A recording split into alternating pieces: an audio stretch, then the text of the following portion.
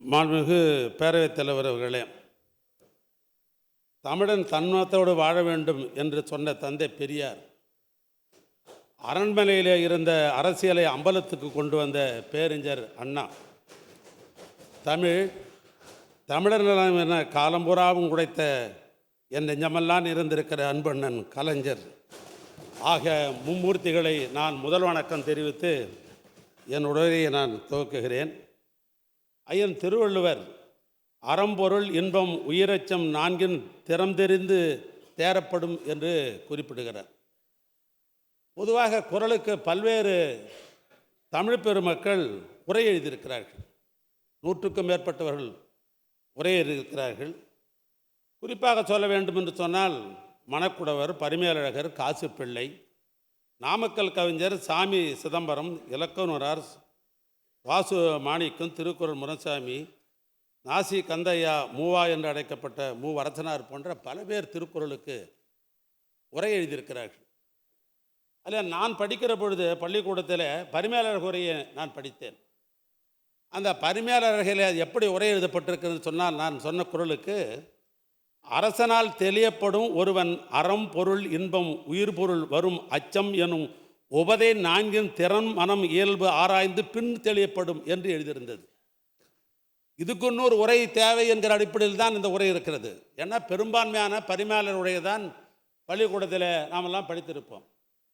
ஆனால் இந்த உரைக்கு அரசியலுக்கு அப்பாற்பட்டு அண்ணன் கலைஞரை நான் இப்பொழுதும் கேட்கிறேன். 234 சட்டமன்ற உறுப்பினர்களுக்கு என்னுடைய கோரிக்கையாக கேட்கிறேன்.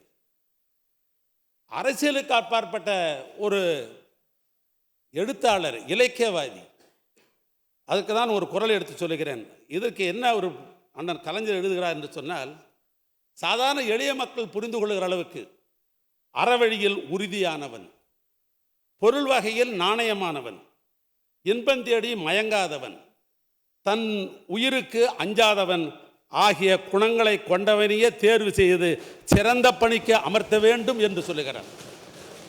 நான் முன்னாள் உரையை நான் பரிமேலழகர் என்ன சொன்னான் என்று நான் படித்து விட்டேன். அதே குறளுக்கு அண்ணன் கலைஞர் இப்படி உரை எழுதுகிறார். ஆக மக்கள் தெளிவு பெற அளவுக்கு திருக்குறளை உரை நிகழ்த்தியவர் நம்முடைய மாண்புமிகு அண்ணன் கலைஞர் அவர்கள். இந்த 4 குணங்களை ஒரு சேர கொண்டவர் தான் தமிழ்நாட்டு முதலமைச்சராக இருக்கிற மாண்புமிகு தளபதியார் அவர்கள். ஆனால் தான் ஒன்றிய அரசு நிதி ஆயோக் உள்பட்ட அந்த அமைப்புகளெல்லாம் பாராட்டுகிறது. நீண்ட நெடு பாரம்பரியம் உள்ள இந்தியா டுடே என்கிற பத்திரிகை பாராட்டுகிறது. நம் தளபதி அவர்கள் தம் ஆற்றல் மூலமாகத்தான் இன்றைக்கு இந்தியாவுடைய முதலமைச்சர் என்கிற அந்த பெயர் எடுத்திருக்கிறார். எனவே அவருக்கு எனது தலைதார்ந்த வணக்கங்களை நான் தெரிவித்துக் கொள்ள நான் விரும்புகிறேன். புறநானூற்றில் 239 ஒரு பாடல் ஒன்று இருக்கிறது. நம்பி நெடுஞ்செழியன் என்கிற ஒரு பாண்டிய மன்னன், ரொம்ப இளைய வயது அவருக்கு. நம்பி நெடுஞ்செழியன் என்னும் பாண்டிய மன்னன் ரொம்ப இளையவர். அவரை பற்றி, அவருடைய நிர்வாக சிறப்புகளை பற்றி பெரியூர் முருவலர் என்கிற ஒரு புலவர் பெருமிதத்துடன் அவர் புகழ்பாடுகிறார். செப்பையெல்லாம் செய்தனன், தொடியுடைய தோல் மணந்தனன், கடிகாவல் பூச்சூடினன், நாட்டோரை உயர்வு கூறினன், வலியவர் என வழிமொழியிலன், மெலியர் என மிக்க கூறலன், பிறரை தன் இறப்பு அறியலன், ஓங்கு புகழ் தோன்றினன், வருபடை எதிர்தாக்கினன், பெயர்படை புறங்கண்டனன், கடும் பரிய மா கடவினன், நெடுந்தெருவில் தேர் வழங்கினன் என்று இந்த புறநானூற்று பாடல் பாடப்படுகிறது. அதை நான் படித்தவுடன் எனக்கு என்ன நினைவு கண்டது என்று சொன்னால், ஒரு இளம் வயதில் சிறப்பான ஒரு நிர்வாகத்தை பற்றி புறநானூறு இப்படி பாடியிருக்கிறது. என் நினைவுக்கு விளையாட்டு தலைநகராக தமிழகத்தை இன்றைக்கு புகழ்ந்து தேடி தந்திருக்கிற புன்முறுவல் நாயகன், தமிழக அரசுக்கு பெருமை சேர்ப்பதற்காக சிறப்பு திட்ட செயலாக்கத்துறை என்னும் சீரிய துறைக்கு பொறும்பேற்று இருக்கிற செந்தமிழ் தமிழன் அமைச்சர்கள் துறையை பணிகளை ஆய்வு செய்கிற பொழுது அவர் முகத்திலே இளமை தெரிகிறது, மூளையிலே முதுமை புரிகிறது, நிர்வாகத்திறனிலே முதிர்ச்சி ஏற்படுகிறது. ஆய்வுகளின் போது இவனுடைய ஆளுமை திறனை நான் எண்ணி நான் வியந்திருக்கிறேன். ஏன்னா என் துறையின் சார்பாக அந்த ஆய்வு நடைபெற்றது. அவர்தான் நம்ம நாட்டுக்கு நமக்கு கிடைத்திருக்கிற ஒரு கருவூலம். இன்னும் நான் எளிய முறையில் சொல்ல வேண்டும் என்று சொன்னால், திராவிட இயக்கத்தினுடைய 5ஆம் தலைமுறை தலைவராக தலைமையேற்க இருக்கிற தனையன் அவர்களே, மாண்புமிகு இளவல் உதயநிதி அவர்களே, உங்களுக்கு என்னுடைய வணக்கங்களும் பாராட்டையும் தெரிவித்துக் கொள்ள நான் விரும்புகிறேன். மாண்புமிகு பேரவைத் தலைவர்களே, மாண்புமிகு பேரவை துணைத் தலைவர் அவர்களே, திராவிட இயக்கத்தினுடைய கையிருப்பு என்று எங்கள் தலைவர் கருதுகிற, எப்போதும் நான் போற்றி புகழும் அவை முன்னவர் மாண்புமிகு நீர்வளத்துறை அமைச்சர் அன்பிற்குரிய அண்ணன் துரைமுருகனார் அவர்களே, அல்லும் பகலும் இந்த ஆட்சிக்கு அரணாக இருந்து பணியாற்றிக் கொண்டிருக்கிற மூத்த அமைச்சர்கள் அண்ணன் KN நேரு அவர்களே, அண்ணன் I பெரியசாமி அவர்களே, அண்ணன் முனைவர் பொன்முடி அவர்களே, என்னுடைய அருமை நண்பர் மாண்புமிகு NRK பன்னீர்செல்வம் உட்பட அமைச்சர் பெருமக்களே, எதிர்க்கட்சி தலைவர் அவர்களே, மாண்புமிகு அரசு கொறடா அவர்களே, தோழமை கட்சியினுடைய தோழர்களே, அருமை தமிழ் பெருமக்களுக்கு பிரதிநிதியாக திகழ்கின்ற மாண்புமிகு சட்டப்பேரவை உறுப்பினர்களே, உங்கள் அனைவருக்கும் என தலைதார்ந்த வணக்கங்களை நான் தெரிவித்துக் கொள்ள நான் விரும்புகிறேன். இந்த பேரவை மண்டபத்தில் எனக்கு பேசுகிற வாய்ப்பினையும் வலிமையும் வல்லமையும் வழங்கிய என்னை காக்கும் எனது அருமை திருவண்ணாமலை மாவட்ட மக்களே, அவர்களுக்கெல்லாம் என்னுடைய நெஞ்சார்ந்த நன்றியை நான் தெரிவித்துக் கொள்ள விரும்புகிறேன். நெடுஞ்சாலைத்துறை வரலாறு என்பது தமிழ்நாடு நெடுஞ்சாலைத்துறை இந்தியாவிலேயே தனித்தன்மை வாய்ந்த ஒரு துறையாக இருக்கிறது. தேசிய நெடுஞ்சாலை, மாநில நெடுஞ்சாலை, மாவட்ட இதர சாலை, மாவட்ட முக்கிய சாலை என்ற அந்த அடிப்படையில் 67,211 கிலோமீட்டர் நீளமுள்ள சாலை பராமரிக்கப்பட்டு வருகிறது. சாலைகள் தான் மக்களின் வாழ்க்கை தரத்தை உயர்த்துகிற பயன்படுகிறது. சாலைகள் தான் நாட்டினுடைய பொருளாதார வளர்ச்சிக்கு ஆதாரமாகவும் மூலவேராகவும் பயன்படுகின்றன. அதனால்தான் இன்று தமிழ்நாட்டினுடைய இந்தியாவின் 2வது பெரும் பொருளாதார மாநிலமாக தமிழ்நாடு இன்றைக்கு முன்னேறி கொண்டிருக்கிறது. 1956ஆம் ஆண்டு அமெரிக்காவுடைய குடியரசுத் தலைவராக இருந்தவர் ஐசன்ஹோவர் அவர்கள்தான். அவர் இன்டர்ஸ்டேட் ஹைவே என்கிற ஒரு சொல்லை சொல்லி மாநிலங்களிலே சாலைகளை அமைத்தால் விவசாயம் வளர்ச்சி பெறும் என்று சொன்னவர் அமெரிக்காவுடைய அதிபராக இருந்தவர். சாலைகள் ஒரு நாட்டின் இரத்த நாளங்கள், நாட்டின் பொருளாதாரத்துக்கு உயிரூட்டும் என்று பிரிட்டன் மக்களவையில் திரு வின்சன் சர்ச்சில் அவர்கள் தெரிவித்தார்கள். லண்டனிலே பிறந்த ஆங்கிலேய பொருளாதார மேதை ஆல்பர்ட் மார்ஷல் என்பவர் சொன்னார், குறிப்பிட்ட செல்வத்தை செலவழித்து சாலைகள் கட்டடங்கள் கட்டினால் அதன் மூலமாக அரசினுடைய மூலதன சொத்து உருவாக்க முடியும் என்று சொன்னவர் நம்முடைய ஆல்பர்ட் மார்ஷல் அவர்கள். இந்தியாவிலே பிறந்து இந்தியாவிலே வளர்ந்த அனைவரும் உள்ளடக்கிய வளர்ச்சியை கொண்டு வருவதில் சாலைகள் முக்கிய பங்காற்றுகிறது என்று பொருளாதார மேதை முன்னாள் இந்திய நாட்டுடைய பிரதமராக இருக்கிற டாக்டர் மன்மோகன் சிங் அவர்கள் இந்த கருத்தை குறிப்பிட்டார்கள். ஆக அந்த வகையிலே தமிழ்நாட்டினுடைய முதலமைச்சராக இருப்பவர் சாலைகளுக்கு முக்கியத்துவம் தந்து பெரும் நிதியை ஒதுக்கி இருக்கிறார்கள். நான் இந்த நேரத்தில் ஒன்றை நான் நினைவூட்ட விரும்புகிறேன். மாண்புமிகு பேரவைத் தலைவர்களே, நிதிநிலை அறிக்கை மார்ச் 14ஆம் தேதி நிதியமைச்சர் அவர்கள் இந்த சட்டப்பேரவையில் தாக்கல் செய்தார்கள். அதில் தமிழ்நாட்டுடைய மாண்புமிகு முதலமைச்சருடைய தாய்மை வெளிப்பட்டிருக்கிறது. தமிழர்களுடைய அடையாளம் தெரிந்திருக்கிறது. தாய் தமக்கையினுடைய முக்கியத்துவம் அதில் வெளிப்பட்டிருக்கிறது. இன்று 25-26 நிதியாண்டு, இன்றைக்கு தான் நிதியாண்டு துவங்குகிறது. இந்த முதல் நாள் ஏப்ரல் 1ஆம் தேதி ஒரு அதிசயம் நடந்திருக்கிறது. அந்த அதிசயம் எதுவென்று சொன்னால் 14/3/2005 நிதிநிலை அறிக்கையிலே தாக்கல் செய்த ஆவணமாகும். அந்த ஆவணம் தமிழர் நிதி நிர்வாகம் தொன்மையும் தொடர்ச்சி என்கிற தலைப்பிலே அந்த ஆவணம் இங்கே வெளியிடப்பட்டது. தொடர்ச்சியினுடைய தொழிமை, நிதி எப்படி கையாண்டார்கள் என்ற குறிப்பு நமக்கு கிடைத்திருக்கிறது. இது 2 பகுதியாக பிரிக்கப்பட்டிருக்கிறது. ஒரு பகுதி 22 தலைப்புகளிலே சங்ககால பொருளாதாரம் ஆளுமை பற்றியும், 2வது பகுதி 34 தலைப்புகளிலே சமூக கால பொருளாதார ஆளுமை பற்றியும் எழுதப்பட்டிருக்கிறது. முடியாட்சி முதல் குடியாட்சி வரை தமிழர்களுடைய பொருளாதார நிலை குறித்து இருக்கிறது. தமிழர்களுடைய வரலாறு பொருளாதார கால பேழையாகவும், தமிழினத்திலே தமிழர்களுடைய நெடும்பயணத்தில் கலை இலக்கியம் பண்பாடு மொழிகளோடு சங்ககால பொருளாதார அறிமுகம், செப்பேடு கால நாணய புழக்கங்கள், அரசர்கள் வெளியிட்ட வணிக வரவுகள், ஆங்கிலேய ஆளுநர்கள் நிதி ஆளுவதில் ஆதரவு இருந்திருக்கிறது, எதிர்ப்பு என்ற நிலையும் இருந்திருக்கிறது. இரட்டை ஆட்சி, அதாவது மாண்டேகு சென்ஸ்போர்டு அவர்களால் 1920ஆம் ஆண்டு பரிந்துரை செய்யப்பட்டு டிசம்பர் 17ஆம் தேதி முதலாக தமிழ்நாட்டிலே நீதி கட்சி ஆட்சி நடைபெற்ற காலம். அப்பொழுது சட்டமன்றத்தில் நிதிநிலைக்கை பற்றி இப்பொழுது நாம் எப்படி விவாதிக்கிறோமோ அப்படி விவாதம் என்று அப்பொழுதுதான் வந்திருக்கிறது. அப்பொழுது நீதி கட்சியினுடைய முதலமைச்சராக இருந்தவர் கடலூர் சுப்பராயல் ரெட்டியார் அவர்கள்தான் நீதி கட்சியினுடைய முதலமைச்சராக இருந்தார்கள். அந்த முதலமைச்சரிலிருந்து ஆராய்ந்து எதிர்க்கட்சி தலைவராக இருந்து பணியாற்றிய முதலமைச்சர் காலம் வரை யாரும் செய்யாததை தமிழ் உள்ளவரையும் தமிழர்கள் உள்ளவரையும் நினைவிலே தக்க அளவுக்கு காலப்பெட்டகத்தை இந்த தமிழ்நாட்டு முதலமைச்சர் மாண்புமிகு தளபதி அவர்கள் தந்திருக்கிறார்கள். இது எல்லாருடைய டேபிளிலும் இது வைக்கப்பட்டது. இது சாதாரணமானதாக தயவு செய்து சட்டமன்ற உறுப்பினர்கள் கருதி விடாதீர்கள். இது சாதாரண உழைப்பு அல்ல. இது சங்க காலத்தில் எப்படி நிதி ஆண்டார்கள் என்பதையெல்லாம் இதில் குறிப்பிட்டிருக்கிறார்கள். அதற்காக 234 சட்டமன்ற உறுப்பினர் சார்பாக தமிழ்நாட்டு முதலமைச்சருக்கு என்னுடைய கோடான கோடி நன்றியை அவருடைய பாதமலர்களில் வைக்க காணிக்கையாக்குகிறேன்.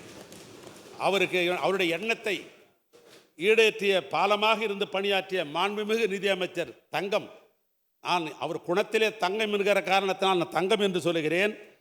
அவருக்கு உறுதுணையாகவும் உந்து சக்தியாகவும் விளங்கிய நிதித்துறை செயலாளர் சொல்லேர் உழவர் உதயச்சந்திரன் ஐஏஎஸ் அவர்களுக்கும் இந்த சட்டமன்ற உறுப்பினர் சார்பாகவும் என் சார்பாகவும் அவர்களுக்கு என்னுடைய நெஞ்சார்ந்த நன்றியை நான் தெரிவித்துக் கொள்ள நான் விரும்புகிறேன். மாண்புமிகு பேரவைத் தலைவர்களே, 2030 தமிழ்நாட்டிலே பொருளாதாரம் $1 டிரில்லியன் இலக்கினை எண்ணி தமிழ்நாட்டு முதலமைச்சர் எப்பொழுது தூங்குகிறார், எப்பொழுது விழிக்கிறார் யாருக்கும் தெரியவில்லை. என்னை கேட்டால் 24 மணியும் உழைத்து கொண்டிருக்கிற ஒரு ஒப்பற்ற தலைவர் தான் தமிழ்நாட்டுடைய முதலமைச்சர். நெடுஞ்சாலைத்துறை பொறுத்தளவிற்கு வெளிநாட்டு அதிபர்களும் உள்நாட்டு பொருளாதார வல்லுநர்களும் குறிப்பிடுவதைப் போல பொருளாதார முன்னேற்றத்திற்கு சாலை உட்கட்டமைப்பு முதன்மையாக பங்கு வகிக்கிறது. அதனால் பொருளாதார வல்லுநர்கள், ஐஐடியினுடைய பேராசிரியர்கள், எங்கள் துறையை சார்ந்த தலைமை பொறியாளர்கள் அத்தனை பேரும் ஒருங்கிணைத்து 5/3/2025 ஒரு கருத்தரங்கத்தை நான் நடத்தினேன். அதில் 858 பொறியாளர்கள் நவீன தொழில்நுட்ப பயிற்சி அளிக்கப்பட்டது. இது தவிர சாலை பாதுகாப்பு தணிக்கை பயிற்சி, அலுவலர்களுக்கு நிர்வாகத்திறன் மேம்பாட்டு பயிற்சிகள் மூலமாக பாதுகாப்பான சாலைகள் அமைக்கப்பட்டு மாண்புமிகு முதலமைச்சருடைய எண்ணங்களை புரிந்து கொண்டு அவர் இலக்கை அடைய வேண்டும் என்று எங்களுடைய நெடுஞ்சாலைத்துறை புதிய நுட்பங்களை பயன்படுத்தி பாடுபடும் என இந்த நேரத்தில் நான் தெரிவித்துக் கொள்ள நான் விரும்புகிறேன். நெடுஞ்சாலைத்துறை பாதுகாப்பான சாலைகளை வழங்குவதோடு மட்டுமல்ல, பசுமையான சாலைகளை அமைத்து வருகிறது. சாலைகளை ஒட்டி மரங்களை நடுவதன் மூலமாக வாகனங்கள் மாசு குறைக்கவும், வெப்பநிலை குறைக்கவும், மண்ணெரிப்பை தடுக்கவும், நீரை சேமிக்க அதன் பலகனை அடைய முடிகிறது.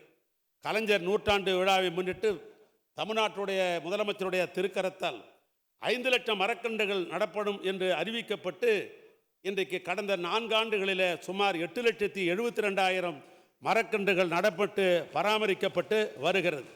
முதலமைச்சர் சாலை மேம்பாட்டு திட்டம் கடந்த 4 ஆண்டுகளிலே முதலமைச்சர் சாலை மேம்பாட்டு திட்டம் CMRDP இதில் 831 கிலோமீட்டர் 6,665 கோடி மதிப்பீட்டில் அகலப்படுத்தும் பணிகள் எடுத்துக்கொள்ளப்பட்டு அதில் 489 கிலோமீட்டர் பணிகள் முடிக்கப்பட்டு விட்டது. மீதி பணிகள் நடைபெற்று கொண்டிருக்கிறது. இடைவெளி சாலையிலிருந்து இருவழிச்சாலைகளாக 2038 கிலோமீட்டர் எடுக்கப்பட்டு அதில் 692 கிலோமீட்டர் பணிகள் இப்பொழுது முடிந்துவிட்டது. ஏனைய பணிகள் நடைபெற இருக்கிறது. தரைப்பாலங்களை பொறுத்தளவுக்கு 2021 கழகாட்சிக்கு வருகிற பொழுது 1281 தரைப்பாலங்கள் இருந்தது. அதில் 1066 பணிகள் முடிவுற்று 131 பணிகள் நடைபெற்று கொண்டிருக்கிறது. 84 பாலங்கள் இந்த நிதியாண்டிலே அது முடிக்கப்படும். தரைப்பாலங்களை உயர்மட்ட பாலங்களாக மாற்றுவது, புதிய ஆற்று பாலங்களை அமைப்பது, குறுகிய பாலங்களை மாற்றி அமைப்பது, புறவழிச்சாலைகளை பாலங்கள் அமைப்பது ஆக கடந்த 4 ஆண்டுகளில் இந்த துறையின் மூலமாக 1584 உயர்மட்ட பாலங்கள் கட்டப்பட்டுள்ளன. ரயில்வே பாலங்கள் இந்த ஆட்சிக்கு நாங்கள் பொறுப்பேற்கிற பொழுது 71 ரயில்வே பாலங்கள் பல நிலையிலே இருந்தது. அந்த 71 பாலங்கள் நிலையெடுப்பு மூலமாக காலதாமதம் ஆகி கொண்டிருந்தது. அதில் ஒன்று எங்களுடைய மாவட்டத்திலிருந்து போலூர் ரயில்வே பாலமும் ஒன்று.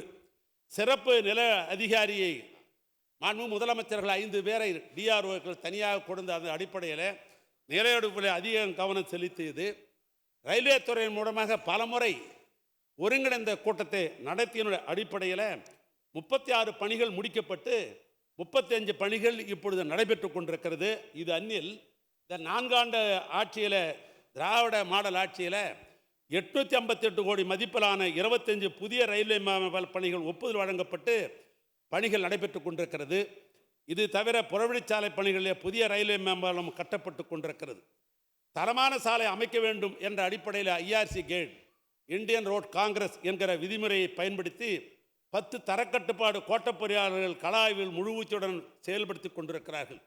நான் மாவட்டந்தோறும் சுற்றுப்பயணம் மேற்கொள்ளுகிற பொழுது திடீர் கள ஆய்வுகளை நான் மேற்கொள்கிறேன்.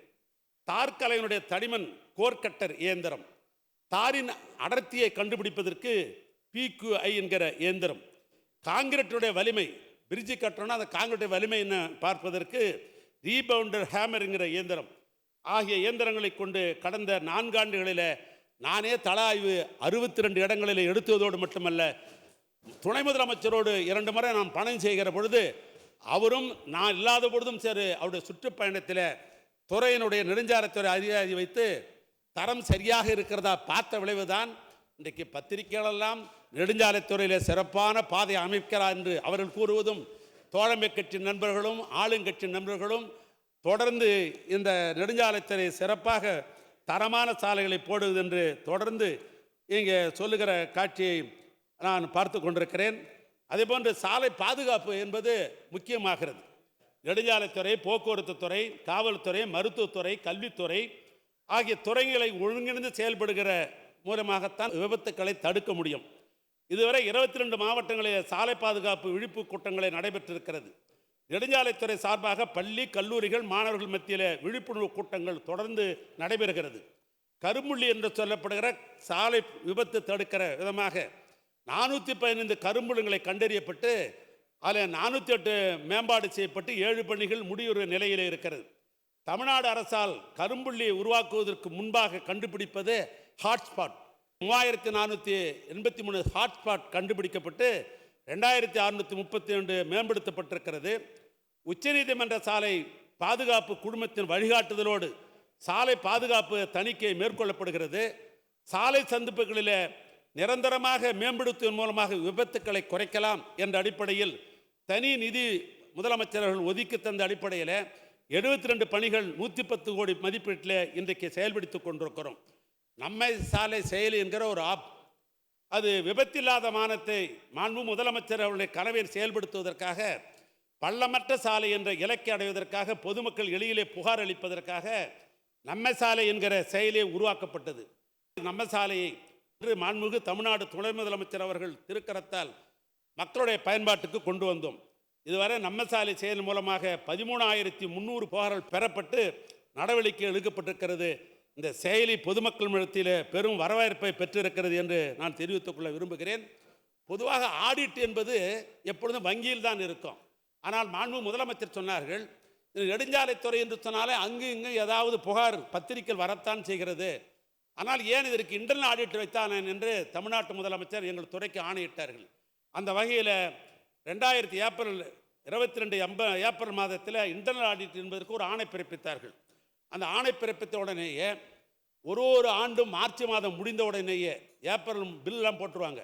மே மாதம் 1ஆம் தேதியிலிருந்து அந்த ஆண்டு என்னென்னலாம் பணிகள் செய்திருக்கிறோம், கோப்புகள் எல்லாம் முறையாக இருக்கிறதா, ஒப்பந்தங்கள் முறையாக போடப்பட்டிருக்கிறதா, பில் முறையாக போடப்பட்டிருக்கிறதா என்பதை பிற இடத்திலே இருக்கிற கண்காணிப்பு பொறியாளரை இன்னொரு பகுதிக்கு அனுப்பி அதை ஆடிட் செய்து அவரோடு 10 டீம் கொண்டவர்களாம் அனுப்பி அது முறையாக ஆடிட் செய்யப்பட்டு ஆண்டுக்கு ஒரு முறை அரசுக்கு அந்த அறிக்கையை அனுப்பி புது முயற்சி தான் இவைகள். இந்த ஒப்பந்த பதிவு நம்முடைய சட்டப்பேரவை உறுப்பினர் மணி கூட சொன்னார், கம்ப்யூட்டர் என்று சொல்லுகிறார்களே என்று சொன்னார்கள். உண்மையாக சொல்கிறேன், கொள்கை விளக்கம் என்பது ஒரு ஆட்சியில் நெடுஞ்சாலைத்துறையின் மூலமாக என்ன கொள்கையை சொல்லுகிறோம் என்பது தான் இந்த புத்தகம். பர்ஃபார்மன்ஸ் பட்டுன்றது வேற. ஆக கொள்கை என்ன, ஆண்டுக்கால் கொள்கையாக மாற்றிக்க முடியும். போன வருஷம் இந்த வரி தானே அப்படியே இருக்கிறது என்று சொன்னால் அது குற்றச்சாட்டு அல்ல. கொள்கை என்பது புதியதாக ஒன்று இணைத்தால் தான் இணைத்துக் கொள்ள முடியும். ஒரு துறைக்கு என்ன கொள்கையோ நிரந்தரமாக அந்த கொள்கையை சொல்வதுதான் இந்த கொள்கை விளக்க புத்தகம் தான் அதுக்கு பேரே. ஆனால் நெடுஞ்சாலைத்தினுடைய கொள்கை என்னென்ன என்பதை நாம் இதில் போடிட்டு இருக்கிறோம். பர்ஃபார்மன்ஸ் என்கிற அடிப்படையில் தான் ஒரு நீண்ட நெடிய அழகான இந்த 4 ஆண்டு காலம் என்ன செய்திருக்கிறோம் என்பதை இன்றைக்கு அழகான ஒரு புத்தக வடிவிலே கொடுத்துருக்குறோம். அதில் பார்த்தா உங்களுக்கு தெரியும். நல்ல அழகாகவும் அற்புதமாகவும் கண்குளிர காட்சியாக அது அமைந்திருப்பது என்பதை நேரத்திலே தெரிவித்துக் கொள்ள விரும்புகிறேன். ஒப்பந்த பதிவை பொறுத்தளவுக்கு நெடுஞ்சாலைத்துறை என்றைக்கு ஆரம்பித்தோமோ அன்னையிலிருந்து 21 வரைக்கும் மொத்த ஒப்பந்ததாரர்களே 1074 பேர். நல்லா புரிஞ்சுங்க, இந்த துறை ஆரம்பித்த காலத்தில் இருந்து இது வரைக்கும் 2021 வரைக்கும் 1074 ஒப்பந்தக்காரர்கள் தான். ஆனால் 2021லேருந்து 25 வரைக்கும் இந்த 4 ஆண்டு காலத்தில் பல்வேறு கோரிக்கையின் அடிப்படையில் 1255 புதிய ஒப்பந்ததாரர்களை சிறப்பாக செய்த காரணத்தினால்தான் இன்றைக்கு பல இடங்களில் பணிகள் சிறப்பாக நடைபெற்று கொண்டிருக்கிறது. சென்ற ஆண்டு 24-25 மானிய கோரிக்கையில் நெடுஞ்சாலைத்துறையின் மூலமாக நிர்வாகத்தை சீரமைக்கப் போகிறோம் என்ற ஒரு அறிவிப்பை செய்திருந்தோம். அந்த வகையில் இந்த ஆண்டு தஞ்சாவூரில் ஒரு புதிய வட்டம், அதாவது எஸ்சி ஆஃபீஸ் தஞ்சாவூரில் ஒரு புதிய வட்டம், அதுக்கு ஒரு தரக்கட்டுப்பாடு அலுவலகம், அதே போன்று கோட்டங்களை பிரிக்கிறோம். எங்கெங்கெல்லாம் சாலை அதிகமாக இருக்கிற ஒரு மாவட்டத்தில் அதையெல்லாம் பிரித்து 2 கோட்டமாக்குறோம். அப்படி முதலமைச்சருடைய ஒப்புதலோடு கும்பகோணத்தில் ஒரு கோட்டம், அறந்தாங்கியில் ஒரு கோட்டம், கோவில்பட்டியில் ஒரு கோட்டம் ஆகிய 3 கோட்டங்களை உருவாக்கி இருக்கிறோம். சென்னையில் நாளுக்கு நாள் போக்குவரத்து கூடுதலாக இருக்கிறது. சாலையினுடைய தன்மையை நாம் கூட்ட வேண்டிய சூழ்நிலையிலே ஏற்கனவே சென்னையில் இருந்த ஒரு கோட்டம் என்பதை சென்னை கோட்டம் 1 என்றும் சென்னை கோட்டம் 2 என்றும் 2ஆக பிரித்திருக்கிறோம். அவை இன்றைய தினத்திலிருந்து நடைமுறைக்கு வருகிறது என்பதையும் இந்த நேரத்தில் நான் தெரிவித்துக் கொள்ள நான் விரும்புகிறேன். இதனை தொடர்ந்து 2024-25 அறிவிப்பின்படி சேலம் நெடுஞ்சாலைத்துறையில் பாலங்கள் ஆய்வு செய்து என்று ஒரு அறிவிப்பு போட்டிருந்தோம். அதாவது பெரும்பாலான இடத்துல பாலங்கள் தான் பிரச்சனை இருக்கிறது. ஏன்னா பாலங்கள் தூராடிச்சுன்னு சொன்னாக்கா தண்ணி வெளியே போகாது, போக்கிலும் தண்ணி போகாது. அதுக்காக முதலமைச்சர் சொன்னார், அதுக்காக ஒரு தனி விங்க ஆரம்பிங்க என்று சொன்ன அடிப்படையில் 24-25 அறிவிப்பு அடிப்படையில் நெடுஞ்சாலைத்துறையில் பாலங்கள் ஆய்வு செய்து அதன் உறுதித்தன்மை கண்டிருந்து பழுதுகளை உடனுக்குடன் சீரமைக்க நிபுணத்துவம் வாய்ந்த நெடுஞ்சாலைத்துறை பொறியாளர் கொண்ட பாலம் சிறப்பு ஆய்வு அலகு என்று ஒன்றை நாம் உருவாக்கியிருக்கிறோம். பாலங்கள் காலமுறை ஆய்வு மேற்கொள்வது, புதிய கட்டடங்கள் கட்டப்படுகிற பாலங்களுடைய கூராய்வு மேற்கொள்வது, தலைமை பொறியாளர் திட்டம் அவருடைய தலைமையில் இவைகள் நடைபெற்று கொண்டிருக்கிறது. கன்னியாகுமரியில் விவேகானந்தர் நினைவில்லத்தையும் ஐயன் திருவள்ளுவர் சிலையும் இணைக்கும் வகையில் கடலிலே நடைபாலம் கட்ட 2016ஆம் ஆண்டு ஒன்றிய அரசின் சுற்றுலா துறை மூலமாக ஒரு ஒப்புதல் வழங்கப்பட்டது. இந்த கண்ணாடி பாலத்தை பற்றி தயவு செய்து கொஞ்சம் நீங்கள் கூர்ந்து கவனிக்கணும். 2016 ஒன்றிய அரசாங்கம் ஒரு சுற்றுலாத்துறையின் மூலமாக இந்த பாலத்தை நீங்கள் கட்டுங்கள் என்று ஒரு ஒப்புதல் சுற்றுலாத்துறைக்கு அனுப்புகிறார்கள். 2014 சுற்றுலாத்துறைக்கு வந்தவர்கள் அவர் பார்த்துவிட்டு எங்களால் கட்ட முடியாது. அதுக்கு முன்னால் மீன்வளத்துறைக்கு போகிறது. இப்படி பல துறைக்கு போகிறது. கன்னியாகுமரி மாவட்ட ஆட்சித்தலைவர் தலைமையில் ஒரு முறைக்கு 4 முறை கூட்டம் நடைபெறுகிறது. ஆனாலும் இந்த பாலம் கட்டுகிற நிலை வரவில்லை. கடைசியாக 2020 நெடுஞ்சாலைத்துறை கட்டலாம் என்று ஒரு முடிவு செய்யப்பட்டு அப்பொழுது அரசாங்கம் நெடுஞ்சாலைத்துறைக்கு ஒப்படைக்கப்படுகிறது. ஆனால் 2020க்கு ஒப்படைக்கப்பட்ட நெடுஞ்சாலைத்துறையில் 2 ஆண்டு காலம் அந்த பாலம் கட்டுகிற பணி தூங்கிக் கொண்டே இருக்கிறது. அதற்கு பின்னால் தமிழ்நாட்டு முதலமைச்சர் அவர்கள் எங்கள் துறை சம்பந்தப்பட்ட ஒரு ஆய்வுக் கூட்டத்தை நடத்தினார்கள்.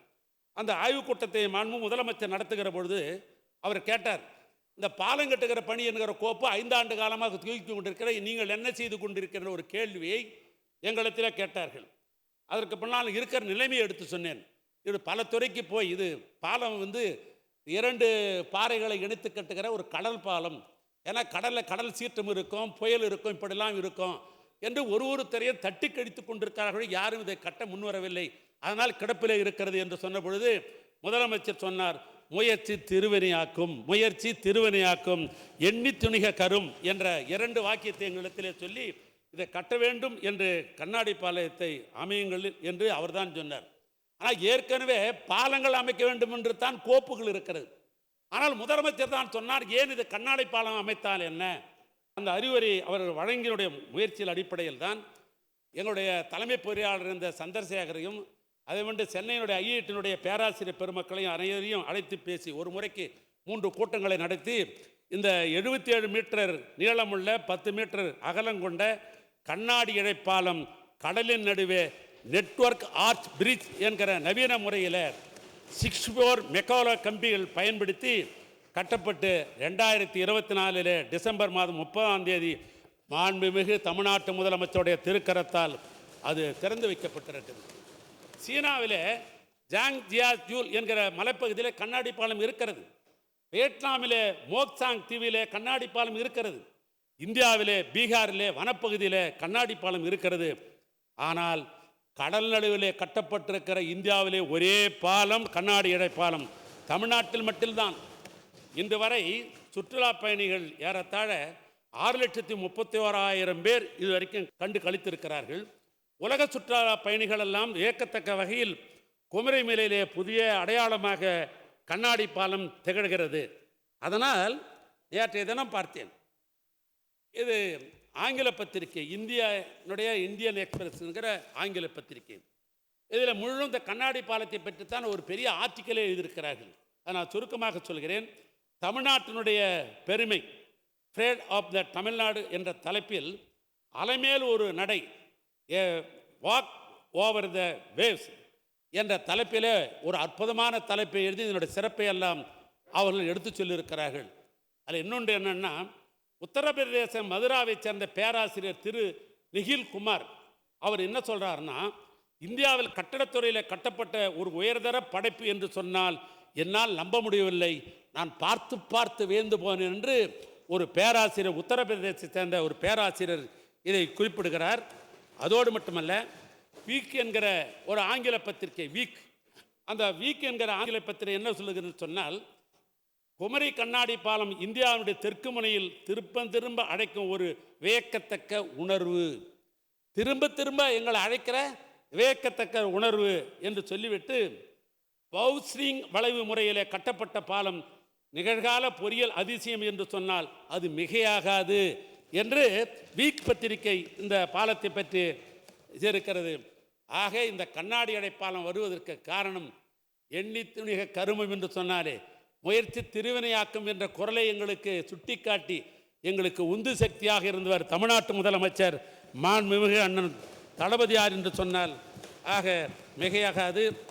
அப்படிப்பட்ட சிறப்பான இந்த நெடுஞ்சாலைத்துறை சிறப்பாக இன்றைக்கு பணியாற்றி கொண்டிருக்கிறது. என்னை தொடர்ந்து இன்னொரு துறை எதையும் சேர்த்து பேசி, மாண்புமிகு பேரவைத் தலைவர்களே, 15/3/2025 நம்முடைய நிதிநிலை அறிக்கையை பற்றி பத்திரிகைகள்லாம் பாராட்டியிருக்கிறது. Business line, Deccan chronicle, the Hindu, the Indian express, the times of India, the economic times, இவர்கள்லாம் இந்தியா முழுதும் படிக்கிற ஒரு ஆங்கில பத்திரிக்கை. ஏதோ நம்மூரில் படிக்கிற பத்திரிக்கை இல்லை, இது இந்தியா முழுதும் படிக்கிற ஒரு ஆங்கில பத்திரிக்கை. அதில் 2022-26 நிதிநிலை அறிக்கை பற்றி மிக சிறப்பாக அவர்கள் ஒரு தலைப்பை கொடுத்து எழுதினார். நேரங்காலத்தை குறித்து நான் குறிப்பாக சொல்லிவிட்டேன்.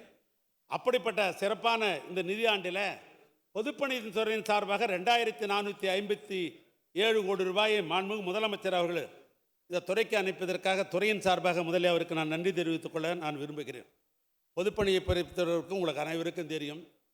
சிறப்பு என்னவென்று சொன்னால், பாரம்பரிய கட்டடங்களை புதுப்பிக்கவும் மறுசீரமைப்புகின்ற சென்னையை தலைமையிடமாக கொண்டு 4/10/2004 ஒரு புதிய மரபு கட்டிட அதுக்காக ஒரு அலுவலகத்தை நம்முடைய மாண்புமிகு முதலமைச்சர் அனுமதித்திருக்கிறார்கள். அந்த வகையில் தான் திருச்சியிலே 16ஆம் நூற்றாண்டில் கட்டப்பட்ட ராணி மங்கம்மாள் அரண்மனை 9 கோடி மதிப்பீட்டிலும், 17ஆம் நூற்றாண்டிலே நாயக்க மன்னரால் கட்டப்பட்ட ராணி மங்கம்மாள் கொலுமண்டபம் என்ற சொக்கநாத நாயக்கர் அரண்மனை 29 கோடி மதிப்பீட்டிலும் புதுப்பிக்கப்படுகிறது. ஆரணியிலே 1953ஆம் ஆண்டு கட்டப்பட்ட சத்திய விஜயநகர அரண்மனை 12 கோடி மதிப்பீட்டில் புதுப்பிக்கப்பட்டிருக்கிறது. தஞ்சாவூரில் 1824ஆம் ஆண்டு சரபோஜி மன்னரால் கட்டப்பட்ட அரண்மனை மற்றும் தர்பார் ஹால் பகுதி 30 கோடி மதிப்பீட்டில் புனரமைக்கப்படுகிறது.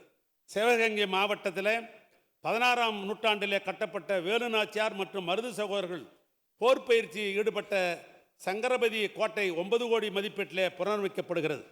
மதுரையிலே 17ஆம் நூற்றாண்டிலே கட்டப்பட்ட திருமல் நாயக்கர் மகால் பள்ளியறை மற்றும் நாடகசாலை 8 கோடி மதிப்பீட்டிலே புனரமைக்கப்படுகிறது. மேலும் 12 பாரம்பரிய கட்டடங்களுக்கு 113 கோடி மதிப்பீட்டில் புதுப்பிக்கப்படுகிறது. கலைஞர் நினைவிடம், கலைஞர் உலகம் அருங்காட்சியம் தரைமட்டத்திலிருந்து ஏறத்தாழ 15 அடி கீழே இருக்கிறது. அந்த 15 அடி கீழே அண்டர் கிரவுண்ட் மியூசியம், கலைஞர் உலகம் அருங்காட்சியம் புதிய தொழில்நுட்பங்களை பயன்படுத்தி கலைஞரின் வாழ்க்கை வரலாறு அனைவரும் கவரும் வகையில் அழகுற சித்தரிக்கப்பட்டிருக்கிறது. இந்த அருங்காட்சியம் 26/2/2024 மாண்புமிகு முதலமைச்சருடைய திருக்கரத்தால் அது திறந்து வைக்கப்பட்டது. இன்றைக்கு 31/3/2005 வரை சுமார் 54,33,000 பேர் இதை இன்றைக்கு கண்டுகளித்திருக்கிறார்கள்.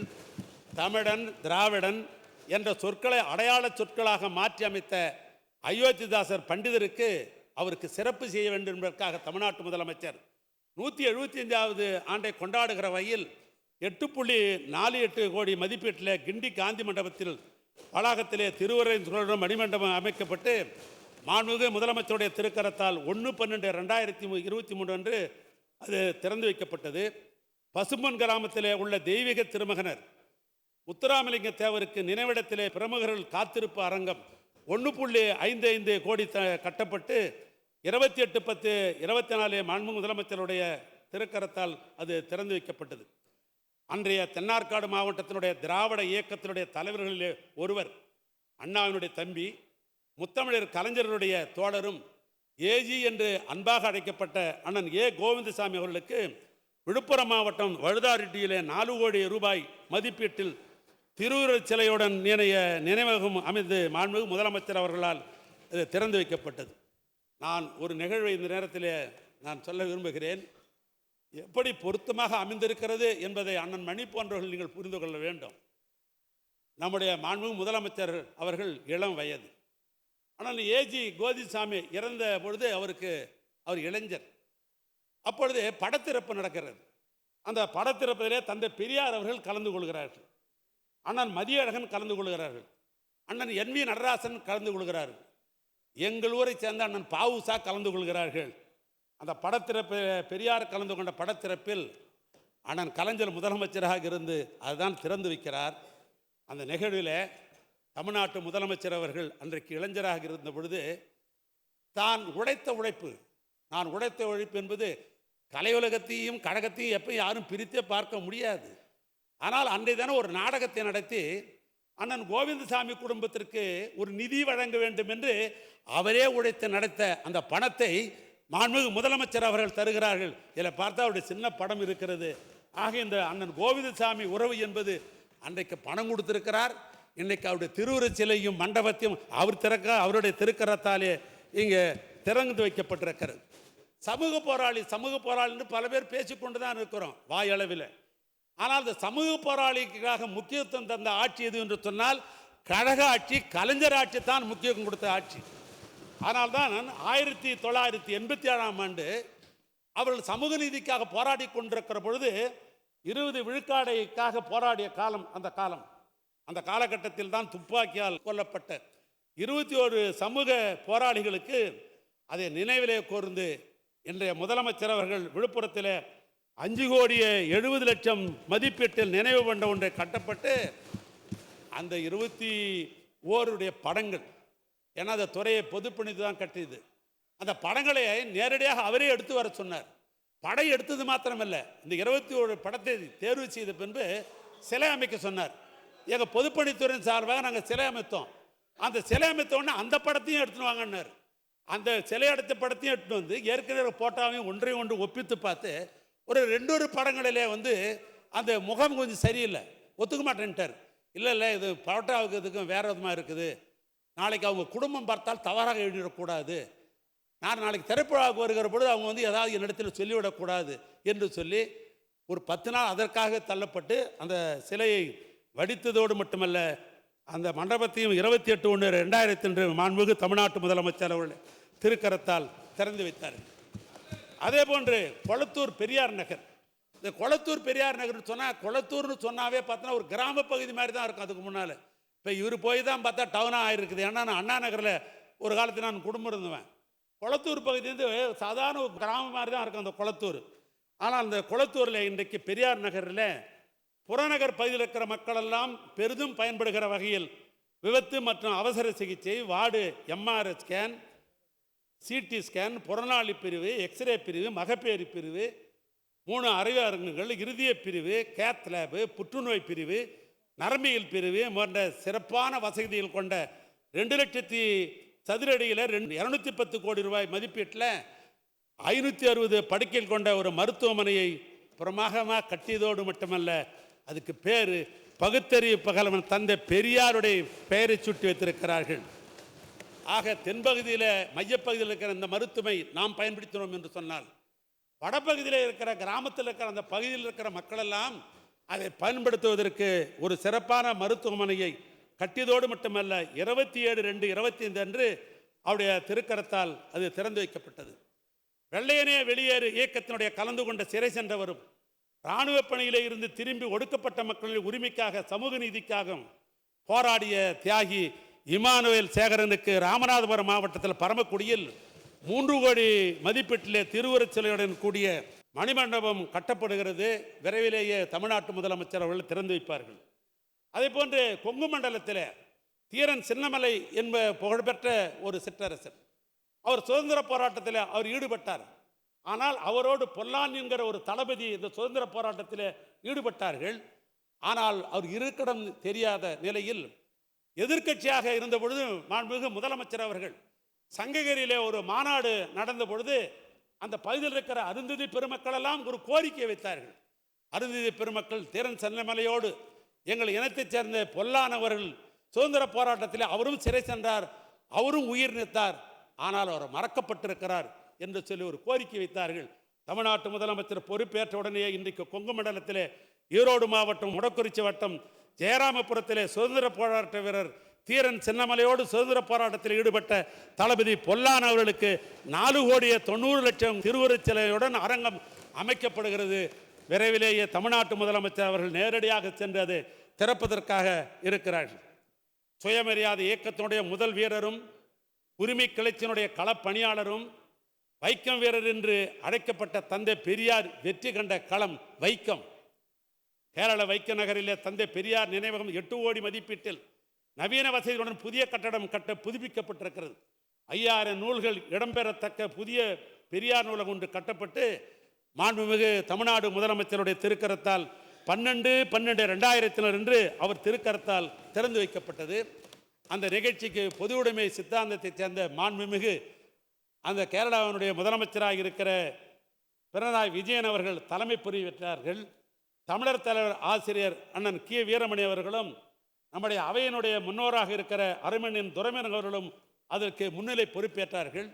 துறையினுடைய அமைச்சராக இருந்த என்னோடு இணைந்த நம்முடைய மூப்பை சாமிநாதன் அவர்களும் அந்த நிகழ்ச்சியை ஏற்பாடு செய்தோம். தமிழ்நாட்டுடைய தலைமைச் செயலாளர் இருக்கிற முருகானந்தம் அவர்களும் கேரளாவிலே உயர்மட்ட இடத்திலே இருக்கிற தமிழ் IAS அதிகாரிகளும் அதனுடைய சீஃப் செக்ரட்டரியும் அந்த நிகழ்ச்சியில் கலந்து கொண்டார்கள். வைக்கம் நிகழ்ச்சி என்பது ஒரு நகரப்பகுதியிலே நடைபெறுகிற அந்த கட்டிடம். அந்த கட்டிடத்திலிருந்து நிகழ்ச்சி நடைபெற இடத்திற்கு போக வேண்டும் என்று சொன்னால் ஏறத்தாழ 1 கிலோமீட்டர் தூரம் போகணும். முதலமைச்சர் அவர்களும் இந்த திறந்து வைத்துவிட்டு பினராயி விஜயன் அவர்களும் இவரும் நம்முடைய அண்ணன் துரைமகனும் காரில் ஏறிக்கொண்டு போவதற்காக பயணிக்கிறார்கள். ஒரு 100 மீட்டர் கூட போகலை. எக்கச்சக்கமான கூட்டம். இன்றைக்கி தமிழ்நாட்டில் முதலமைச்சர் போனால் எங்கு பார்த்தாலும் மலையளவும் கடலளவும் கூட்டம் கூடுகிறது. அதே போல் அது ஒரு கேரள மாநிலம். அந்த கேரள மாநிலத்திலே இருபங்கும் ஆணும் பெண்ணும் கூட்டம் கூடி நிற்கிறார்கள், வரிசை கட்டி நிற்கிறார்கள். உடனே முதலமைச்சர் அவருக்கிற குணத்தை ஆளுங்க பார்த்தா இறங்கிடுவார். அவர் இருக்கிற ஒரே குணம் அதுதான். அவர் உடனே இறங்கி விட்டார் கேரளாவிலே. அவர் காரிலிருந்து இறங்கிய உடனே கேரள மக்கள் அவரை சூழ்ந்து கொண்டார்கள். சூழ்ந்து கொண்டு என்னடா சேட்டன் என்னடா சேட்டன் என்னடா சேட்டன் என்னடா சேட்டன் என்று அவரை கைகுலுக்கிறார்கள். நான் கேட்டேன், என்னடா சேட்டன்? எங்கள் அண்ணன் எங்கள் அண்ணன் எங்கள் அண்ணன் என்று எல்லாம் சொல்லுகிறார்கள் என்று பக்கத்தில் இருந்து சொன்னார். ஆக என்னடா சேட்டன் என்னடா சேட்டன் என்று கைகுலிக்குதோடு மட்டுமல்ல, அவர் பின்னால் CM வண்டியிலே ஏறல. கூட்டத்தை பார்த்துட்டு நிகழ்ச்சி நேர இடத்துக்கு ஒரு பெரிய ஊர்வலமே நடைபெற்றது கேரளாவில். அப்படி ஒரு சிறப்பான நிகழ்ச்சி நடைபெற்றது. ஆனால் இதெல்லாம் விட நான் எதிர்க்கட்சியில் இருக்கிற என்னுடைய அருமை சட்டமன்ற உறுப்பினருக்கு ஒரு நிகழ்ச்சியை நான் நினைவூட்ட நான் விரும்புகிறேன். அப்பொழுது ஒரு கேள்வி என்னிடத்தில் கேட்டார். எப்பொழுது என்று சொன்னால், அவரிடத்தில் நான் தேதி பெறுகிறேன். நீங்கள் கேரளாவுக்கு வந்து நீங்களே திருக்கரத்தால் திறங்க வேண்டும், நீங்கள் தேதி கொடுங்க என்று நான் கேட்கிற பொழுது என்னிடத்தில் அவர் ஒன்று கேட்டார். என்னென்ன படம் வைத்திருக்கிறேன் என்பது ஆல்பத்தை எடுத்து வாங்கன்னு சொன்னார். அங்கே என்னென்ன படம் வைக்க போகிறீங்க மியூசியத்தில், ஆல்பம் எடுத்து வாங்க அப்படின்னார். ஏன்னா பெரியாரோடு கேரளாவிலே 17க்கு ஏற்பட்டிருக்கிற அரசியல் தலைவர்கள், காங்கிரஸ் இயக்கத்தை சார்ந்தவர்கள், பொதுமை சார்ந்தவர்கள், இது எல்லாம் இல்லாமல் சமூக நீதிக்காக போராடுகிற பல தலைவர்கள் அதில் அவரோடு இருந்தார்கள். அதில் 14க்கும் மேற்பட்டவர்கள் எல்லாம். அதனோட தொடர்ச்சியாக அண்ணன் வீரமணி இது போன்றவர்கள், அண்ணன் கலைஞர், இந்த படங்கள் எல்லாம் எடுத்துக்கொண்டு காட்டுகிறேன். ஒன்றன் பின் ஒன்றாக அப்படியே பார்த்து கொண்டே இருக்கிறார். பார்த்துட்டு திடீர்னு ஒன்று கேட்டார். ஏப்பா தமிழ்நாட்டுக்கு முதலமைச்சராக அம்மையார் அவர்கள் தான், அவங்க படத்தை இதில் காணாமே என்று என்னிடத்தில் கேட்கிறார். நான் கொஞ்சம் யோசிக்கிறேன். அவர் முதலமைச்சராக என்பது எனக்கு தெரிகிறது, ஆனால் நான் கொஞ்சம் யோசிக்கிறேன். யோசிக்கிற போது சொன்னார், நான் சொன்னேன் ஒன்றும் படம் என்னிடத்தில் கிடைக்கவில்லை என்ற நான் கூற்று சொல்லுகிறேன். அப்போது சொல்கிறார் அவர், இல்லை இல்லை, பெரியாரும் அம்மையாரும் 2 உட்கார்ந்த படத்தை நான் பார்த்துருக்கிறேன், அது எங்கன்னு கண்டுபிடிங்கன்னார். அதுக்கு பின்னால் பல இடங்களில் சுற்றி பார்த்து அப்பொழுது பெரியாரிடத்தில் ஒரு நாடக நிகழ்ச்சியில் கலந்து கொண்டு ஒரு நிதி கொடுத்த ஒரு நிகழ்ச்சியில் அம்மையார் அவர்களும் பெரியார் அவர்களும் ஒரே மேடையில் உட்கார்ந்து ஒரு நிகழ்ச்சி படம் கிடைத்தது. இந்த படத்தை கொண்டு வந்து காட்டினோடனே முதலமைச்சர் சொன்னார், இது பொருத்தமாக இருக்கும், ஏன்னா அவங்களும் முதலமைச்சராக இருந்தவங்க, நமக்கு பார்ஷியாலிட்டி கிடையாது, அந்த படத்தை வைக்க வேண்டும் என்று சொன்ன அடிப்படையில் படம் வைத்திருக்கிறோம். அதனால் தோழர்கள் யாராவது ஐயப்பன் கோயிலுக்கு போகிறவங்க, கேரளாவுக்கு போகிறவங்க அதை போய் நீங்கள் பாருங்கள் அப்படின்னு இந்த நேரத்தில் நான் கேட்டுக்கொள்ள விரும்புகிறேன். அதோடு மட்டுமல்ல, பொதுவாக இங்கே நம்முடைய மணி அவர்கள் பேசுகிற பொழுது சொன்னார்கள், அதாவது அந்த ஆட்சியில் வந்து ஒரு திட்டம் செஞ்சால் அந்த ஆட்சியில் அந்த பழக்கம்லாம் எப்பொழுதும் கழகத்துக்கு எப்பொழுதும் எந்த காலத்திலும் கிடையாது, எந்த காலத்திலும் கிடையாது. உதாரணத்துக்கு சொல்ல வேண்டும் என்று சொன்னால், இந்த மதிய உணவு திட்டம் என்பது நீதி கட்சியினுடைய தலைவர் சர்பிட்டி தியாகராஜர் காலத்தில் ஆரம்பித்து அதனுடைய தொடர்ச்சியாக பெருந்தலைவர் காமராஜர் காலத்தில், அதனுடைய தொடர்ச்சியாக நம்முடைய மக்கள் தலைவர் எம்ஜிஆர் காலத்தில், அதற்கு பின்னால் அம்மையார் காலத்தில், கலைஞர் காலத்தில். ஆனால் கலைஞர் ஆட்சிக்கு வந்த உடனேயே அது எம்ஜிஆர் போட்ட திட்டம்னு விட்டுடலை, அது பேர் சத்துருன்னு பேர் வச்சிருக்கிறான், சத்து இல்லையே என்கிற காரணத்தினால் வாரத்துக்கு 5 முட்டைகளை போட வேண்டும் என்று சொன்னவர் தமிழ்நாட்டு முதலமைச்சராக இருந்த கலைஞர் அவர்கள். ஆனால் அது பாகுபாடு என்பது எப்பொழுதும் கழகத்துக்கு கிடையாது. ஏன் இதை சொல்கிறேன்னா, அம்மையாருக்கு நினைவிடம் கட்டப்பட்டு வந்தது. நினைவிடம் கட்டிக்கொண்டு பில்லெல்லாம் போட்டு கொண்டிருந்தாலும் கடைசி நேரத்தில் பார்த்தீங்கன்னாக்கா ஆட்சி விட்டு நீங்கள் போகிற பொழுது ஏறத்தாழ 6 கோடி ரூபாய் பணம் பில்லு போடாமல் போய்விட்டார். அந்த ஒப்பந்ததாரன் என்னிடத்தில் 6 மாதம் கழித்து பயந்து போய் இவங்ககிட்ட கேட்கறது இல்லையா என்று பய உணர்வோடு என்னை வந்து அணுகி இந்த 6 கோடி ரூபாய் என்று என்னுடைய சீஃப் இன்ஜினியர் பேர் விஸ்வநாதன், அவர் தான் ஏற்கனவே அந்த ஆட்சியிலும் இஎன்சியாக இருந்தவர், நாங்கள் ஆட்சிக்கு வந்து அவர் தான் இஎன்சியாக இருந்தார். ஒரு 6 மாதம் கழித்து கொண்டாந்து எந்த பில்லை என்கிட்ட காட்டி, ஐயா இது மாதிரி 6 கோடி ரூபா, எதுக்கு 6 கோடி ரூபா, அம்மையார் அவர்களுடைய நினைவிடத்தை கட்டுகிறதுல 6 கோடி ரூபாய் நின்று விட்டது, ஐயா என்ன சொல்கிறீங்கன்னார். எனக்கு கொஞ்சம் அச்சம். நான் உடனே முதலமைச்சர்கிட்டே கேட்டலாம்னு அந்த பில்லை எடுத்துக்கொண்டு முதலமைச்சர் தனியாக இருக்கிற பொழுது நான் கேட்டேன், வேறு அம்மையாருக்கு நினைவிடம் கட்டினது அந்த ஒப்பந்தாருக்கு 6 கோடி ரூபா பணம் கொடுக்க வேண்டியது நின்று விட்டது, ஆனால் அந்த 6 கோடி ரூபாயை கொடுக்க வேண்டும் என்று சீஃப் இன்ஜினியர்லாம் சொல்கிறாங்க அப்படின்னு சொன்ன உடனே முதலமைச்சர் சொன்னார், இது ஏங்க என்ன கேட்டுன்னு இருக்கிறீங்க, முதல்ல அது கொடுத்துட்டு வந்து என்னை வந்து பார்த்து சொல்லுங்க என்று சொன்னேன். பகைவருக்கும் அருள்வாய் நன்னெஞ்சே என்று பாரதியார் சொன்ன வாக்கியம்தான் எனக்கு இந்த நேரத்தில் நினைவுக்கு வருகிறது. மாண்புமிகு பேரவைத் தலைவர்களே, கோவையில் 300 கோடி ரூபாய் மதிப்பீட்டு 1,98,000 சதுரடியில், திருச்சியில் 290 கோடி ரூபாய் மதிப்பீட்டில் தரத்தளம், இந்த 2க்கும் மாண்புமிகு முதலமைச்சர் அவருடைய திருக்கரத்தால் அடிக்கல் நாட்டி இருக்கிறார்கள். அவரது குறிப்பிட்ட தேதியில் கட்டித்தர வேண்டும் என்று பொதுப்பணித்துறை மீது வைத்திருக்கிற நம்பிக்கை நடிப்பிலே சொல்லியிருக்கிறார்கள். ஜனவரி மாதத்துக்கு உள்ள கட்டணம்னு தேதியை அவர் அறிவித்தார்கள். அதை இலக்காக வைத்துக்கொண்டு இரவும் பகலும் பாராமல் பொதுப்பணித்துறையில் இருக்கிற பொறியாளர்கள் சிறப்பாக செய்து கொண்டிருக்கிறார்கள். அதே போன்று புதுடெல்லியிலே தமிழ்நாடு இல்லம், தலைநகர் புதுடெல்லியிலே தமிழ்நாடு வகை இல்லம் வளாகத்தில் 257 கோடி மதிப்பீட்டிலே புதிய இல்லம் ஒன்று கட்டப்பட்டு அதற்கு 26/7/2000 மாண்புமிகு முதலமைச்சர் அவர்கள் அடிக்கல் நாட்டி இருக்கிறார்கள். அந்த பணி கொஞ்சம் காலதாமதம் தான் ஆகிருக்கிறது. காரணம் என்னென்னா, பக்கத்தில் வந்து பிரைம் மினிஸ்டருடைய இல்லம் இருக்குது. இரவு நேரத்தில் பணிகள் செய்ய முடியல, ஏன்னா சத்தம் போட்டால் அங்கேருந்து வந்துடுறாங்க போலீஸ். டெல்லியை பொறுத்தளவுக்கு பார்த்தீங்கன்னா 15 நாள் 20 நாள் போலீஸ்ன்னு சொல்லி நிறுத்திடுறாங்க அங்கே. இருந்தாலும் எங்களுடைய இடைப்பட்ட நேரத்தில் பொறியாளர்களுடைய திறமையோடு அந்த பணிகளை நாங்கள் மேற்கொண்டிருக்கிறோம். அதே போன்று சென்னை எழும்பூரில் வினட்டி மால் என்கிற சென்னை எழும்பூர் கோஆப்டெக்ஸ் வளாகத்தில் 227 கோடி மதிப்பீட்டில் 4.5 லட்சம் சதுர அடியில் 29/2000 அன்று தமிழ்நாட்டு முதலமைச்சர் அவர்கள் அதை தன்னுடைய திருக்கரத்தால் அவர்கள் அடிக்கல் நாட்டியிருக்கிறார்கள். அந்த பணியும் நடைபெற்று கொண்டிருக்கிறது. கலைஞர் பன்னாட்டு அரங்கம் என்பது 25 ஏக்கரால் நிலப்பரத்தில் 525 கோடி ரூபாய் மதிப்பீட்டில் 5 லட்சம் சதுர அடியில் பணிகள் நடைபெறுவதற்கு வேண்டிய பணிகள் நடைபெற்று கொண்டிருக்கிறது. முதலமைச்சருடைய தேதியை பெற்று அதற்கு அடிக்கல் நாட்டுவதற்கு இந்த துறை வழியாக படிபட்டு கொண்டிருக்கிறது. வள்ளுவர் கோட்டம் என்று சொன்னாலே சில பேருக்கு கசக்கம். வள்ளுவர் கோட்டம் என்பது அரசு நிதியிலே கலைஞர் அவர்கள் பார்த்து பார்த்து கட்டிய கட்டடம் அந்த வள்ளுவர் கோட்டம். அது ஏறத்தாழ 10 ஆண்டு காலம் அது சீரழித்து கிடந்தது. மாண்புமிகு முதலமைச்சர் வந்தவுடனே ஒன்று சொன்னார், ஏதோ அரசு நிகழ்ச்சி மட்டும்தான் நடத்துகின்ற நிலையெல்லாம் மாற்றணும், பொதுமக்களுடைய பயன்பாட்டுக்கு வந்து கொண்டு வரணும், என்ன நிகழ்ச்சியாக இருந்தாலும், திருமண நிகழ்ச்சியாக இருந்தாலும், பொது நிகழ்ச்சியாக யாராக இருந்தாலும் பயன்படுத்தணும், குடும்பத்தோடு அது அங்கே போகணும், அங்கே உணவு கூட அமைக்கணும், அங்கே பூங்காக்கள் அமைக்க வேண்டும் என்ற இந்த அடிப்படையில் இந்த துறைக்கு 80 கோடி ரூபாய் பணம் ஒதுக்கப்பட்டு அந்த பணிகள் இப்பொழுது 100% அது முடிவற்ற நிலை இருக்கிறது. விரைவிலே பொதுமக்கள் பயன்பாட்டுக்கு முதலமைச்சர் மூலமாக கொண்டு வரப்படும். மற்றொன்று, இந்த நெடுஞ்சாலைத்துறை பொறுத்தவரைக்கும் கொதிகலன் என்கிற ஒரு இயக்குனர் இருக்கிறது. எங்கெல்லாம் ஃபேக்ட்ரி இருக்கிறதோ அந்த ஃபேக்ட்ரி இருக்கிற இந்த பாயிலெல்லாம் செக் பண்ணுறது, ரினியூல் பண்ணுறது, இந்த பணிகள் அந்த துறைக்கு உண்டு. இந்த 1923 கொதிகல் இயக்குநர்களால் உறுதி செய்யப்பட்ட ஒரு சட்டத்தின் கீழ் வருகிறது.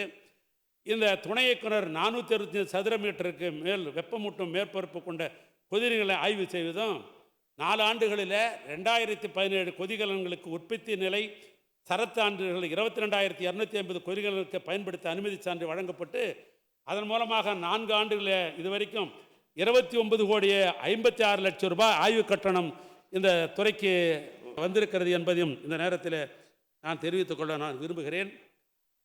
பொருணை அருங்காட்சியகம், இந்த அருங்காட்சியகம் கட்டுகிற பணியும் பொதுப்பணித்துறைக்குத்தான். இன்றைக்கி கீழடியிலே கட்டப்பட்ட அருங்காட்சியம் பலரும் ஏன் வெளிநாட்டவரெல்லாம் பாராட்டுகிறார்கள். கீழடி அருங்காட்சியகம் நிர்மாணத்துக்கு பின்னால் இப்பொழுது தூத்துக்குடி மாவட்டம் சிவகலை, ஆதிச்சநல்லூர், கொர்க்கை ஆகிய இடங்களில் அகழ்வாய்வு செய்து கண்டெடுக்கப்பட்டு புதைப்பொருட்களை காட்சிப்படுத்துவதற்காக திருநெல்வேலி மாவட்டம் ரெட்டியார்பட்டி மலைக்கு அருகில் 13 ஏக்கர் நிலத்தில் 33 கோடி ரூபாயில் பொருணை அருங்காட்சியகம் கட்டப்பட்டு வருகிறது. சிவகலையிலே கண்டெடுக்கப்பட்ட பொருள்களை ஆக்சிலேட்டர் மாஸ் ஸ்பெக்ட்ரோமெட்ரி ஆய்வு செய்ய அமெரிக்காவில் இருக்கிற புளோரிடாவில் உள்ள பீட்டா அனலைஸ்ட் சோதனை கூடத்திற்கு அனுப்பப்பட்டது. ஆய்வு செய்த ஆய்வாளர்கள் இரும்பால் செய்யப்பட்ட வாள், கத்தி போன்ற பொருள்களை 5300 ஆண்டு காலத்துக்கு முற்பட்ட காலம் என்று ஆய்வாளர்கள் அதைத்தான் சொன்னார்கள். இந்தியாவில் அதான் சொன்னாங்க, அமெரிக்காவில் தான் அதான் சொன்னாங்க, 5300 என்று சொன்னார்கள். இந்திய வரலாறு இரும்பு காலம், தமிழர்களின் காலம், இனி தமிழ்நாட்டிலிருந்து தான் எழுதப்பட வேண்டும் என்று 23/1/2005 அன்று மாண்புமிகு முதலமைச்சர் அவர்கள் ஒரு அரசு நிகழ்ச்சியில் இந்த நிகழ்ச்சியை வெளிப்படுத்தினார்கள். சிவகலை என்ற உடனேயே எனக்கு சோவியத் ரஷ்யாவுடைய அதிபர் ஜோசப் ஸ்டாலின் தான் எனக்கு நினைவுக்கு வந்தார். ஜோசப் ஸ்டாலின் ஒன்றை சொன்னார், ஒரு நாட்டினுடைய அடையாளம் மொழி, மொழியினுடைய அடையாளம் பண்பாடு, மொழியும் பண்பாட்டையும் காக்க வேண்டியது தலையாய கடமை என்று சொன்னவன் ஜோசப் ஸ்டாலின். அதனால் அந்த நாட்டு மக்கள் அவரை இரும்பு மனிதர், இரும்பு மனிதர் என்று அவரை அழைத்தார்கள். இரும்பு மனிதர் என்று மொழியும் பண்பாட்டையும் காப்பாது தலையாய கடமை. அதனால் அந்த நாட்டு மக்கள் ஜோசப் ஸ்டாலினை இரும்பு மனிதர் என்று சொன்னார்கள். திராவிட தமிழ், சமஸ்கிருதத்தில் தான் தமிழ் தோன்றியது என்று சொன்ன காலத்தில் தமிழ் மொழிதான் பழமையான திராவிட மொழி என்று ஆய்வு செய்து ஒப்பிலக்கணம் எழுதி நூலை எழுதியவர் கால்ட்வெல் என்கிற ஒரு வெளிநாட்டு பாதிரியார். தமிழ் மொழி என்பது செம்மொழி, பழமையான மொழி என்று சொன்னவர் சூரியநாராயண சாஸ்திரி என்கிற பரிதிமார் கலைஞர். திராவிடர்கள் மொழிதான் தமிழ் என்று தனித்தமிழ் இயக்கம் கண்டவர் மரமலை அடிகளார். கியாபி விஸ்வநாதன், திருவிக்கா, தந்தை பெரியார், மு வரதராசனார், தமிழண்ணல் போன்ற எண்ணற்ற பெருமக்களெல்லாம் தமிழ் மொழி திராவிட மொழி என்று சொன்னவர்கள். தமிழ் சினிமாவில் நாம் பழைய சினிமாவை பார்த்தோம் என்று சொன்னால் அதில் நமஸ்காரம், சுவாமி, பிராணநாதா, சேமம் என்ற இந்த வார்த்தைகள் தான் பழைய வசனங்கள்லாம் இப்படித்தான் இருக்கும். இவர்களெல்லாம் சமஸ்கிருதம் கலந்த ஒரு வசனங்களாகவே தான் இருந்தது. கணவன், மனைவி, சுகம், நன்றி, வணக்கம் என்ற இந்த தூய திராவிட தமிழை ஊட்டி வளர்த்தவர்கள் பேரறிஞர் அண்ணாவும் என் அண்ணன் கலைஞரும் தான் அதற்கு காரணமாக இருந்தார்கள். அவர்கள்தான் தமிழை திரைப்பட உலகத்தில் புகுத்தியவர்கள். கவிதை தமிழை பாவேந்தரும், காவிய தமிழை புலவர் குழந்தையும், நாடகத்தமிழை பேரறிஞர் அண்ணாவும், திரைத்தமிழை என் அண்ணன் கலைஞரும், உடனடி தமிழை அப்பாதுரையும், காதி தமிழையை தத்துவ மேதை TK சீனிவாசன் போன்றவர்கள் வளர்த்தார்கள். இப்படி வளர்க்கப்பட்ட திராவிட தமிழுக்கு இன்றைக்கு ஆபத்து வந்திருக்கிறது.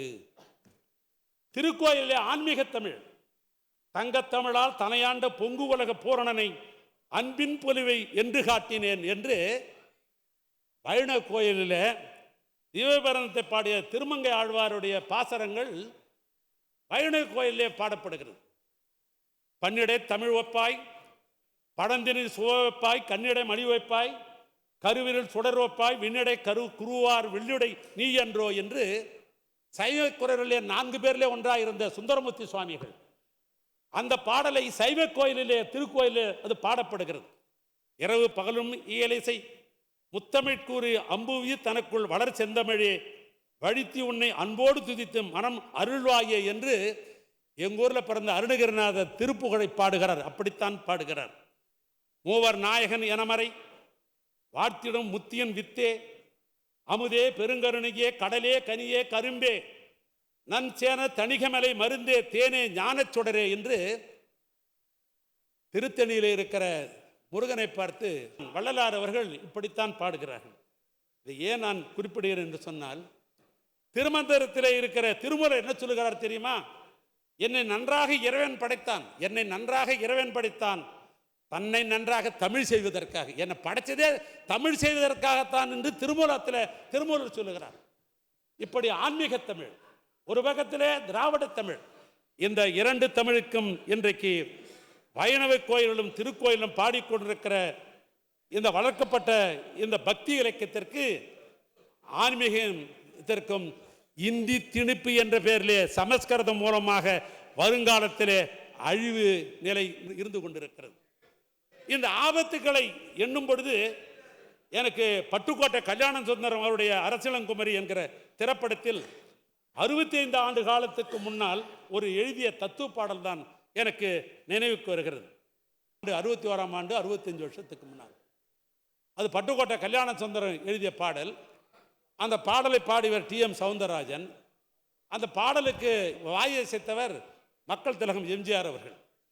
அந்த பாடம் அப்படித்தான் அமைக்கிறார். ஏன் நான் மக்கள் திலகம் எம்ஜிஆரை குறிப்பிடுகிறேன் என்று சொன்னால், இங்கே இருக்கிற முன்னால் இருக்கிறவங்க பின்னால் இருக்கிற நான் உட்பட சொல்கிறேன் உங்களுக்கு, மக்கள் திலகத்தினுடைய முதல் ரசிகர் யார் என்று சொன்னால் தமிழ்நாட்டு முதலமைச்சராக இருக்கிற அருமை அண்ணன் தான் மக்கள் திலகத்தினுடைய முதல் ரசிகர்.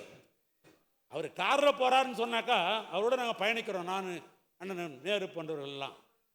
பார்த்தீங்கன்னா பழைய பாடல் எம்ஜிஆர் பாடல் என்று சொல்லப்படுற பாட்டு தான் அவர் கேட்டுருப்பார் எப்பொழுதும்.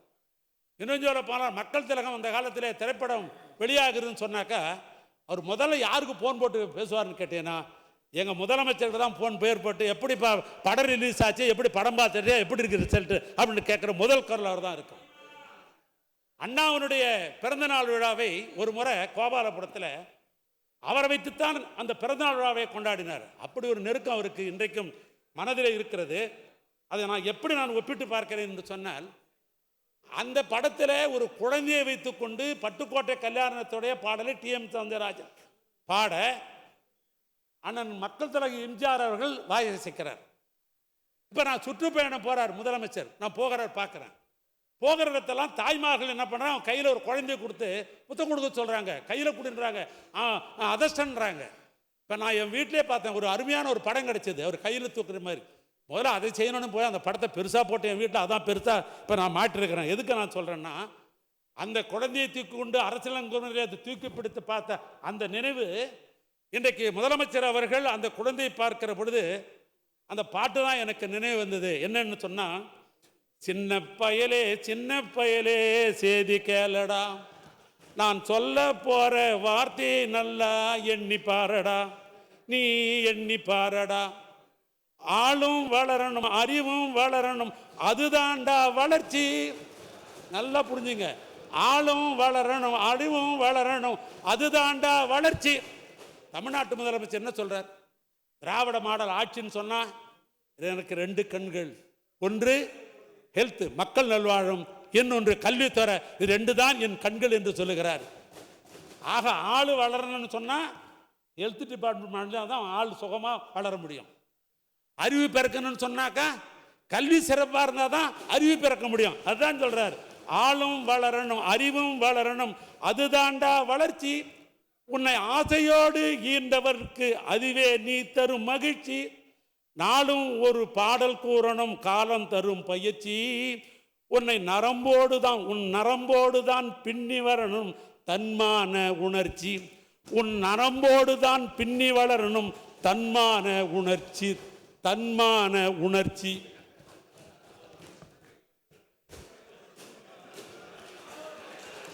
மாண்புமிகு பேரவைத் தலைவர்களே, தமிழ்நாட்டு முதலமைச்சருக்கு இந்த தன்மான உணர்ச்சி, தமிழ்நாட்டு முதலமைச்சருக்கு தன்மான உணர்ச்சி என்று பீரிடுகிற காரணத்தினால்தான் ஆன்மீக தமிழுக்கும் திராவிட தமிழுக்கும் ஊறி ஏற்பட்டால் அதை தடுத்து நிறுத்துவதற்கு நான் தயாராக இருக்கிறேன்.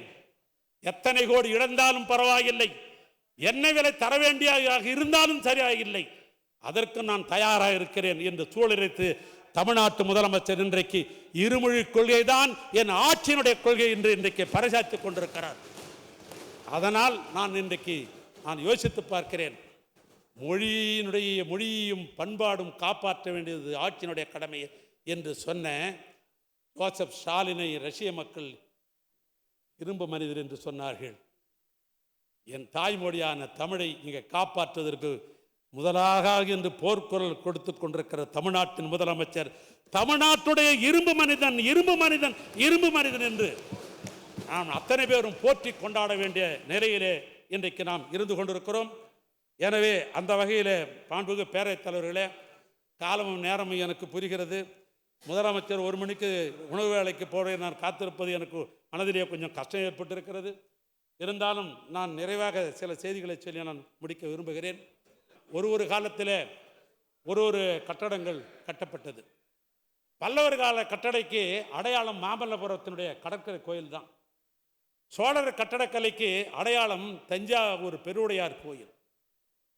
பாண்டியர் கட்டடக்கலைக்கு அடையாளம் மதுரை மீனாட்சி அம்மன் கோயில். சேரர் கால கட்டடக்கலைக்கு அடையாளம் பத்மநாபபுரம் அரண்மனை. நாயக்க மன்னர்கள் கட்டடக்கலைக்கு அடையாளம் திருமல நாயக்கர். முகலாய பேரரசுடைய கட்டடக்கலைக்கு அடையாளம் சென்னை ஹுமாயூன் மஹல். பிரிட்டிஷ் கட்டடக்கலைக்கு அடையாளம் சென்னை உயர்நீதிமன்றம். 2021 முதல் சமூக நீதியின் வெளிப்பாடாக கட்டப்படுகிற கட்டம். 2021க்கு பின்னால் சமூக நீதியினுடைய வெளிப்பாடாக கட்டப்படுகிற கட்டடங்கள் மதுரையிலே கலைஞர் நூற்றாண்டு நூலகம், கிண்டியிலே கலைஞர் நூற்றாண்டு பன்னோக்கு உயர் சிறப்பு மருத்துவமனை, கொளத்தூரிலே பெரியார் மருத்துவமனை, கீழடியிலே அருங்காட்சியகம், சென்னையிலே முதலாக தலித்து என்ற அடிப்படையிலே முதலாக அமைச்சரான MC ராஜா மாணவர் விடுதி, அதனைத் தொடர்ந்து அலங்காநல்லூரிலே தமிழனுடைய பண்பாட்டினுடைய அடையாளமாக இருக்கிற பிரம்மாண்டமான ஏறுதழுவல் என்கிற அரங்கம், ஜல்லிக்கட்டு, திருவாரூரிலே தனியார் கட்டளை மூலமாக கட்டப்பட்ட கலைஞர் கோட்டம், உலகத் தமிழர்கள் கண்டுகளிக்க கலைஞர் நினைவிடம் மற்றும் அருங்காட்சியகம், இவைகள் அனைத்தும் ஏன்னா ஒரு காலகட்டங்களில் ஒரு டிசைன் இருக்குது, ஒரு பொருளை பயன்படுத்தி இருக்கிறார்கள். ஆனால் அந்த 2020க்கு பின்னால் இவைகள் அனைத்தும் இன்றைய புதிய நுட்பங்களை பயன்படுத்தி composite section, shear walls, post tensioning, முப்பரிமாணம் ஹோலோகிராபி, மெய்நகர் ஆக்மெண்ட் ரியாலிட்டி, ஊடுற்ற துடரை 3D போல 70 ட்ரெயின் எக்ஸ்பிரஸ் ஆகிய புதிய தொழில்நுட்பங்களை பயன்படுத்திய கட்டப்பட்ட கட்டடங்கள் தான் பல நூற்றாண்டு நிலைத்து நிற்கக்கூடிய கட்டடங்கள். இந்த கட்டடக்கலைக்கு 100 ஆண்டுகளை கழித்து என்ன சொல்வார் என்று சொன்னால், ஸ்டாலின் கட்டடக்கலை, ஸ்டாலின் கட்டடக்கலை, ஸ்டாலின் கட்டடக்கலை என்று பின்னால் வருகிற தமிழ் மக்கள் இப்படித்தான் பதிவு செய்வார்கள். மாண்புமிகு பேரவைத் தலைவர் அவர்களே, இந்த ஆட்சியில் 2021-25 மொத்த அறிவிப்புகள் 89. அது அரசாணை வெளியிடப்பட்டது 83. நிறைவேற்றப்பட்ட அறிவிப்புகள் 50. நிறைவேறும் தருவாயில் உள்ளது 9. நடைபெற்று வருபவை 24. இன்னும் அரசு பரிசீலனையிலே இடம்லாம் இப்படி சில பிரச்சனையிலே 3 இருக்கிறது. இந்த அடிப்படையில் பணிகள் நடைபெற்று கொண்டிருக்கிறது. நம்முடைய மாண்புமிகு தங்கமணி அவர்கள் அன்றைக்கு தன்னுடைய உரையை நிகழ்த்துகிற ஒரு செய்தியை சொன்னார்கள். 11 மருத்துவக் கல்லூரியை நாங்கள் கட்டினோம் என்று அவர் குறிப்பிட்டார். 11 மருத்துவக் கல்லூரிக்கு ஆணை பிறப்பித்து நீங்கள் தான், அதில் ஒன்றும் மாற்று கருத்துலாம் இல்லை. ஆனால் இது மாண்புமிகு முதலமைச்சருடைய தலைமையில் பிரதம அமைச்சர் அவர்கள் தான் 12/1/2002 முதலமைச்சருடைய தலைமையில் காணொலி காட்சியின் மூலமாக பிரதம அமைச்சர் தான் திறந்து வைத்தார்கள். ஆனால் என்ன நிலைமைன்னு கேட்டால், இந்த 11 இந்த மருத்துவக் கல்லூரியினுடைய திட்ட மதிப்பீடு எவ்வளோ தெரியுங்களா? 4055 கோடி ரூபாய் இதனுடைய திட்ட மதிப்பீடு. அதில் நீங்கள் ஆட்சியில் இருக்கிற பொழுது செலவு செய்யப்பட்ட பணம், ஏன்னா எல்லாம் அக்கௌண்ட்ஸில் கணக்கு இருக்குது, யார் வேணாலும் பார்த்துக்கலாம்.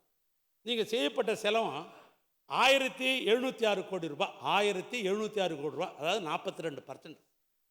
இன்றைக்கு முதலமைச்சர் அவர்கள் அனுமதித்தின் அடிப்படையில் கழக ஆட்சியிலே செலவு செய்யப்பட்டிருக்கிறது 2349 கோடி ரூபாய். அதாவது 58% பணம் இந்த ஆட்சியில் தான் செலவு பண்ணியிருக்கிறோம். கணக்கு இருக்குது. முதலமைச்சர் தலைமையில் பிரதமர் தான் திறந்தான்றதான் உண்மை. இதுதான் நாடு இருந்த உண்மை. இந்த மருத்துவக் கல்லூரி விஷயத்தில் 42 பெருசா 58 பெருசான்னு பார்த்தா 58 தான் பெருசு. இதற்கு அதிகமான கவனமும் பணம் கொடுத்தது கழகாட்சி தான் என்று சொல்வதற்காக வர வழிய வேறொன்றுமல்ல. இந்த நெடுஞ்சாலைத்துறை மற்றும் பொதுப்பணித்துறையின் பணிகளில் அயராது உழைத்து மக்களின் பாராட்டை இந்த அரசு பெற்றிருக்கிறது என்று சொன்னால், அதற்கு துறையின் சார்பாக சில ஆலோசனை வழங்கியதில் நம்முடைய தலைமை செயலாளர் முருகானந்தம் ஐஏஎஸ் அவர்கள், அதே போன்று நம்முடைய முதலமைச்சர் அலுவலகத்தில் இருக்கிற அத்தனை அவருடைய செயலாளர் பெருமக்கள், நெடுஞ்சாலைத்தினுடைய செயலாளராக இருக்கிற முனைவர் செல்வராஜ் ஐஏஎஸ், பொதுப்பணித்தினுடைய செயலாளராக இருக்கிற ஜெயகாந்தன் ஐஏஎஸ், கடல் வாரியத்தினுடைய துணைத் தலைவராக இருக்கிற வெங்கடேசன் ஐஏஎஸ், நெடுஞ்சாலைத்தினுடைய திட்ட இயக்குனர் பாஸ்கர பாண்டியன் ஐஏஎஸ், இது அன்னில் நெடுஞ்சாலைத்துறையில் பணியாற்றி கொண்டிருக்கிற தலைமை பொறியாளர்கள், கண்காணிப்பு பொறியாளர்கள், கோட்ட பொறியாளர்கள், துணை பொறியாளர்கள், இரு துறையில் இருக்கிற பல்வேறு துறைகளை சார்ந்த பொறியாளர் பெருமக்கள், ஏனைய அரசு அலுவலர்கள், நிறைவாக இந்த சாலை செப்பனிடுவதற்காக என்னோடு பணியாற்றி கொண்டிருக்கிற கடகோடியிலே இருக்கிற சாலை பணியாளர்கள் ஆக இத்தனை பேருக்கும் துறையின் சார்பாக இந்த நேரத்தில் நான் நன்றி தெரிவித்துக் கொள்ள நான் விரும்புகிறேன். பொதுவாக ஒரு வாசகம் உண்டு. பைபிளில் ஒரு வாசகம் சொல்லப்படுகிறது, நேசிக்கிறவர்களை நேசிக்கப்படுவார்கள், நேசிக்கிறவர்களை நேசிக்கப்படுவார்கள். இது பைபிள் வாசகம். குரானில் ஒரு வாசகம் இருக்கிறது, எல்லையற்ற அன்பு செய்வாய் என்று ஒரு வாசகம் இருக்கிறது. மரம் தனக்காக படுப்பதில்லை, ஆறு தனக்காக ஓடுவதில்லை, சான்றோர் தமக்காக வாழ்வதில்லை என்பது குர்ஆனுடைய வாசம். ஆக பைபிள் வாசகத்துக்கு ஒப்ப, குரான் வாசகத்துக்கு ஒப்ப அந்த வழியில்தான் தமிழுக்காகவும் தமிழர்களுக்காகவும் தமிழ்நாட்டுக்காகவும் தன்னையே அர்ப்பணித்து கொண்டு தலைவர் தமிழ்நாட்டினுடைய முதலமைச்சர். அதனால் அந்த உழைப்புக்கு கிடைக்க போகிற வெகுமானம் 200க்கு 200 அந்த வெகுமானம் கிடைக்கும் என்று இந்த நேரத்தில் தெரிவித்துக் கொண்டு, மாண்புமிகு சட்டமன்ற உறுப்பினர்கள் நெடுஞ்சாலைத்துறை சார்பாக 287 வெட்டு தீர்மானங்களையும், பொதுப்பணித்துறை சார்பாக 72 வெட்டு தீர்மானங்களும் கொடுத்திருக்கிறார்கள். நான் நேரடியாக சிலவற்றை பதிலளித்திருக்கிறேன். பல வெட்டு தீர்மானங்களை நானே படித்து பார்த்திருக்கிறேன். வருங்காலங்களில் அரசினுடைய நிதிநிலைக்கு ஏற்ப நிறைவேற்றப்படும் என்கிற தெரிவித்துக்கொண்டு, மாண்புமிகு உறுப்பினர் அவர்கள் கொடுத்த அத்தனை வெட்டு தீர்மானங்களையும் திரும்ப பெற்று மானிய கோரிக்கையை நிறைவேற்றி தரும்படி உங்களை அத்தனை பேரும் கேட்டுக்கொண்டு, மீண்டும் ஒரு முறை மாண்புமிகு பேரவைத் தலைவர்களே வணக்கத்தையும் நன்றி சொல்லி உரையை நான் நிறைவு செய்கிறேன். நன்றி. மாண்புமிகு முதலமைச்சருடைய அனுமதியோடு நெடுஞ்சாலைத்துறை சம்பந்தப்பட்ட முதலமைச்சர் சாலை மேம்பாட்டு திட்டத்தின் கீழ் நடப்பாண்டில் 220 கிலோமீட்டர் மாநில நெடுஞ்சாலைகளை 4 வழிச்சாலையாகவும் 580 கிலோமீட்டர் சாலைகளை 2 வழிச்சாலையாகவும் 2200 கோடி மதிப்பீட்டில் அகலப்படுத்தி மேம்படுத்தப்படும். மாண்புமிகு முதலமைச்சர் உங்கள் தொகுதி முதலமைச்சர் திட்டத்தின் 280 கோடி மதிப்பீட்டில் பணிகள் செயலாக்கத்திற்கு எடுத்துக்கொள்ளப்படும். 3வது முதலமைச்சர் அனைத்து பருவ காலங்களிலும் தங்கு தடையற்றி சாலைகளை இணைக்கும் திட்டத்தின் கீழ் 84 தரைப்பாலங்கள் உயர்மட்ட பாலங்களாக 466 கோடி மதிப்பீட்டில் கட்டப்படும். ஆத்தூர் நகர் மற்றும் ஓசூர் மாநகருக்கு புறவழிச்சாலைகள் 580 கோடி மதிப்பீட்டில் அமைக்கப்படும். 5 தூத்துக்குடி, வாஞ்சி, மணியாச்சி, ராசிபுரம் பேருந்து நிலையம் மற்றும் முட்டம்பாலம் ஆகிய 3 இணைப்பு சாலைகளை 230 கோடி மதிப்பீட்டில் மேற்கொள்ளப்படும். 6 உயர்மட்ட பாலங்கள் ஆறுகளின் குறுக்கே தங்கு தடையற்ற பாதுகாப்பான போக்குவரத்தை உறுதி செய்ய 6 உயர்மட்ட பாலங்கள் 295 கோடி மதிப்பீட்டில் புதுப்பிக்கப்படும். ரயில்வே திட்டப்பணிகள், ரயில்வே கடவுகள் மாற்றாக 10 ரயில்வே மேம்பாலங்கள், ஒரு கீழ்ப்பாலம் 787 கோடி மதிப்பீட்டில் கட்டப்படும். 8 கடலூரிலே மாவட்ட ஆட்சித்தலைவர் அலுவலகம் வழியாக கஸ்டம்ஸ் சாலை 50 கோடி மதிப்பீட்டில் மேம்படுத்தப்படும். 9 நடைபாலம் அமைத்தல், திண்டுக்கல் மாவட்டத்தில் அரசு மருத்துவமனை அருகே நடைபாலம் 18 கோடி மதிப்பீட்டில் அமைக்கப்படும். கிராம பொருளாதாரத்தை மேம்படுத்துகிற வகையில் 1000 கிலோமீட்டர் நீள ஊராட்சி சாலைகளை 1000 கோடி ரூபாய் மதிப்பீட்டில் இதர மாவட்ட சாலையாக தரம் உயர்த்தப்படும். கள்ளக்குறிச்சி மாவட்டம் கல்லுராயமலையில் வெள்ளிமலை திருப்பதி ஊராட்சி ஒன்றிய சாலையை மாவட்ட இதர சாலையாக 99.50 கோடி மதிப்பீட்டில் தரம் உயர்த்தப்படும். 12 சுற்றுலா மேம்பாடு, திருப்பத்தூர் மாவட்டம் ஏலகிரி மலையில் சுற்றுலா மேம்பாட்டிற்காக 10 கிலோமீட்டர் சாலையை 15 கோடி மதிப்பீட்டில் மேம்படுத்தப்படும். 13 நிலையெடுப்பு பணிகள், புறவழிச்சாலைகள், இணைப்புச் சாலைகள். நகரப்பகுதிகளை போக்குவரத்து நெரிசலை குறைக்கும் வகையில் 6 புறவழிச்சாலைகள் மற்றும் 4 இடைப்புச் சாலைகளை அமைக்க 285 கோடி மதிப்பீட்டில் நிலையெடுப்பு பணிகள் மேற்கொள்ளப்படும். 14 காலதாமதமின்றி பாதுகாப்பான போக்குவரத்தை உறுதி செய்யும் வகையில் 2 ரயில்வே மேம்பாலங்கள் அமைப்பதற்கு 11.85 கோடி மதிப்பீட்டில் நிலையெடுப்பு பணிகள் மேற்கொள்ளப்படும். 15 விரிவான திட்ட அறிக்கை, நகர போக்குவரத்து நெரிசலை குறைக்கும் வகையில் 15 புறவழிச்சாலைகள், இணைப்புச் சாலைகள், சாலை மேம்பாலம் அமைக்க விரிவான திட்ட அறிக்கை 3 கோடி மதிப்பீட்டில் தயாரிக்கப்படும். 16 சுற்றுலா தலமான ஏற்காடு மலைக்கும் திருச்செங்கோடு அர்த்தநாதீஸ்வரர் மலைக்கோயிலுக்கும் மாற்றுப்பாதைகள் அமைப்பதற்கு 1 கோடி மதிப்பீட்டில் விரிவான திட்ட அறிக்கை தயாரிக்கப்படும். திருப்பூர் மாநகருக்கு புறவழிச்சாலை அமைக்கவும், தூத்துக்குடி நகரில் இணைப்புச் சாலை அமைக்கவும் தமிழ்நாடு மாநில நெடுஞ்சாலை ஆணையம் மூலமாக விரிவான திட்ட அறிக்கை 3 கோடி மதிப்பீட்டில் தயாரிக்கப்படும். 18 எண்ணூரிலே இருந்து பூஞ்சேரி வரையிலான கடல் வழி இணைப்பு பாலம் மற்றும் கோபிச்செட்டிப்பாளையம் இணைப்புச் சாலை அமைக்க தமிழ்நாடு நெடுஞ்சாலை ஆணையம் மூலமாக 4 கோடி மதிப்பீட்டில் விரிவான சாத்தியக்கூறு அறிக்கை தயாரிக்கப்படும். சென்னை பெருநகர பகுதியில் உயர்மட்ட பாலம் மற்றும் புறவழிச்சாலை அமைக்க 258 கோடி மதிப்பீட்டில் மேற்கொள்ளப்படும். சென்னை பெருநகர பகுதியில் பாடி அருகே யூ வடிவ சேவை சாலையும், கிழக்கு கடற்கரை சாலையிலே உள்ள திருவான்மியூர் கொட்டிவாக்கம் வரை சாலையை அகலப்படுத்துவதற்கு 95 கோடி மதிப்பீட்டில் மேற்கொள்ளப்படும். சென்னை நகரிலே கிழக்கு கடற்கரை சாலையிலே திருவான்மியூரிலிருந்து உத்தண்டி பகுதி வரை 14.20 கிலோமீட்டருக்கு 4 வழி தடமாக உயர்மட்ட சாலை 2100 கோடி மதிப்பீட்டில் தமிழ்நாடு மாநில நெடுஞ்சாலை ஆணையத்தின் மூலமாக அமைக்கப்படும். நகராட்சிகள், நகரங்கள், மாநகரங்கள் போக்குவரத்து நெரிசலை குறைக்க விதமாக புறவழிச்சாலை அமைக்கப்பட்டு வருகின்றன. இதன் தொடர்ச்சியாக கோயம்புத்தூர் புறவழிச்சாலை, திருநெல்வேலி புறவழிச்சாலை 2, திருப்பத்தூர், தென்காசி, மயிலாடுதுறை, நாமக்கல் 3, சங்கரன்கோயில், திருக்காட்டுப்பள்ளி, பாப்பாரப்பட்டி, வேலூர், சிவகாசி, மன்னார்குடி ஆகிய புறவழிச்சாலை பணிகளுக்கு 1713 கோடி மதிப்பீட்டில் மேற்கொள்ளப்படும். மேலும் மதுரை வெள்ளிவெட்ட சாலை சிட்டம்பட்டி முதல் ஆலம்பட்டி வரை 48 கிலோமீட்டர் நீளச்சாலை அமைத்திட விரிவான திட்ட அறிக்கை தயாரிக்கப்படும். கடலூரிலே புதியதாக ஒரு சுற்றுலா மாளிகை 6 கோடி மதிப்பீட்டில் கட்டப்படும். காஞ்சிபுரத்திலே புதியதாக ஒரு சுற்றுலா மாளிகை ரூபாய் 3 கோடி மதிப்பீட்டில் கட்டப்படும்.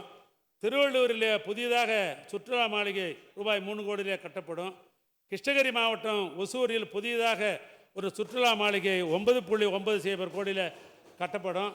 கல்லுராயமலை, ஏற்காடு, பொள்ளாச்சி ஆகிய 3 புதிய ஆய்வு மாளிகைகள் ரூபாய் 9.50 கோடி மதிப்பீட்டில் கட்டப்படும். எனவே சட்டப்பேரவை உறுப்பினர்கள் பல பேர் நேரிடத்திலே அறிவிப்பு தர வேண்டும் என்று பல கோரிக்கைகள்லாம் வைத்திருக்கிறார்கள். அதை ஒன்றன் ஒன்றாக முதலமைச்சருடைய கவனத்துக்கு கொண்டு இந்த ஆண்டு நிதி எதற்கெல்லாம் ஒதுக்க முடியுமோ அவைகளெல்லாம் C&M என்று சொல்லப்படுகிற கட்டுமானம் மற்றும் பராமரிப்பு என்கிற அந்த அலகின் கீழ் எவைகளெல்லாம் இந்த ஆண்டிலே உங்களுக்கு நிறைவாக அதை செயலாக்கம் செய்ய முடியுமோ அது இந்த துறையின் சார்பாக செயல்படுத்த முடியும் என்று கேட்டுக்கொண்டு மீண்டும் ஒரு பேரவைத் தலைவர்களுக்கு என நன்றியும் பாராட்டுதலையும் சொல்லி நம்முடைய மாண்புமிகு முதலமைச்சருடைய அனுமதியின் பேரில் திருநெல்வேலி மாவட்டம் மூலக்கரை பைபாஸ் சாலை அவசியம் செய்ய வேண்டும் என்று கேட்டுக்கொண்டிருக்கிறார்கள். திருச்சியில் அதுமாதிரி புதிய சுற்றுலா மாளிகை வேண்டும் என்று நீண்ட காலமாக அவர் கேட்டுக்கொண்டிருக்கிறார்கள்.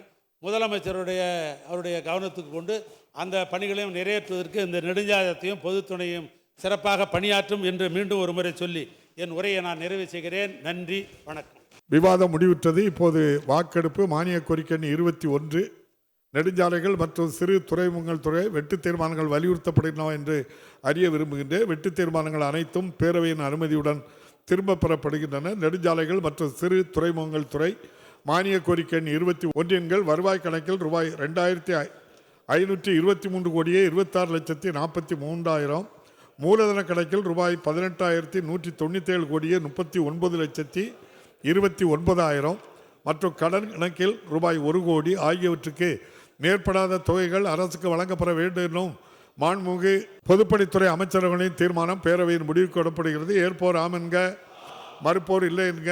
ஏற்போரை அதிகம் என்று கருதுகிறேன். ஏற்போரை அதிகம். தீர்மானம் நிறைவேறியது. அரசுக்கு கோரிய தொகைகள் வழங்கப்படுகின்றன. மானிய கோரிக்கை 39 கட்டடங்கள் பொதுப்பணித்துறை வெட்டு தீர்மானங்கள் வலியுறுத்தப்படுகின்றன என்று அறிய விரும்புகின்றேன். வெட்டு தீர்மானங்கள் அனைத்தும் பேரவையின் அனுமதியுடன் திரும்ப பெறப்படுகின்றன. கட்டடங்கள் பொதுப்பணித்துறை மானிய கோரிக்கை 39 வருவாய் கணக்கில் ரூபாய் 466 கோடியே 55,11,000, மூலதன கணக்கில் ரூபாய் 1989 கோடியே 55,70,000 மற்றும் கடன் கணக்கில் ரூபாய் 80 லட்சம் ஆகியவற்றுக்கு மேற்படாத தொகைகள் அரசுக்கு வழங்கப்பட வேண்டும் என்னும் மாண்புமிகு பொதுப்பணித்துறை அமைச்சரவையின் தீர்மானம் பேரவையின் முடிவுக்கு விடப்படுகிறது. ஏற்போர் ஆம் என்க, மறுப்போர் இல்லை என்க. ஏற்போரை அதிகம் என்று கருதுகிறேன். ஏற்போரை அதிகம். தீர்மானம் நிறைவேறியது. அரசுக்கு கோரிய தொகைகள் வழங்கப்படுகின்றன. பேரவையின் இன்றைய நிகழ்ச்சிகள் இத்துடன் முடிவு பெறுகின்றன. பேரவை மீண்டும் நாளை காலை 9 மணிக்கு கூடும். வணக்கம்.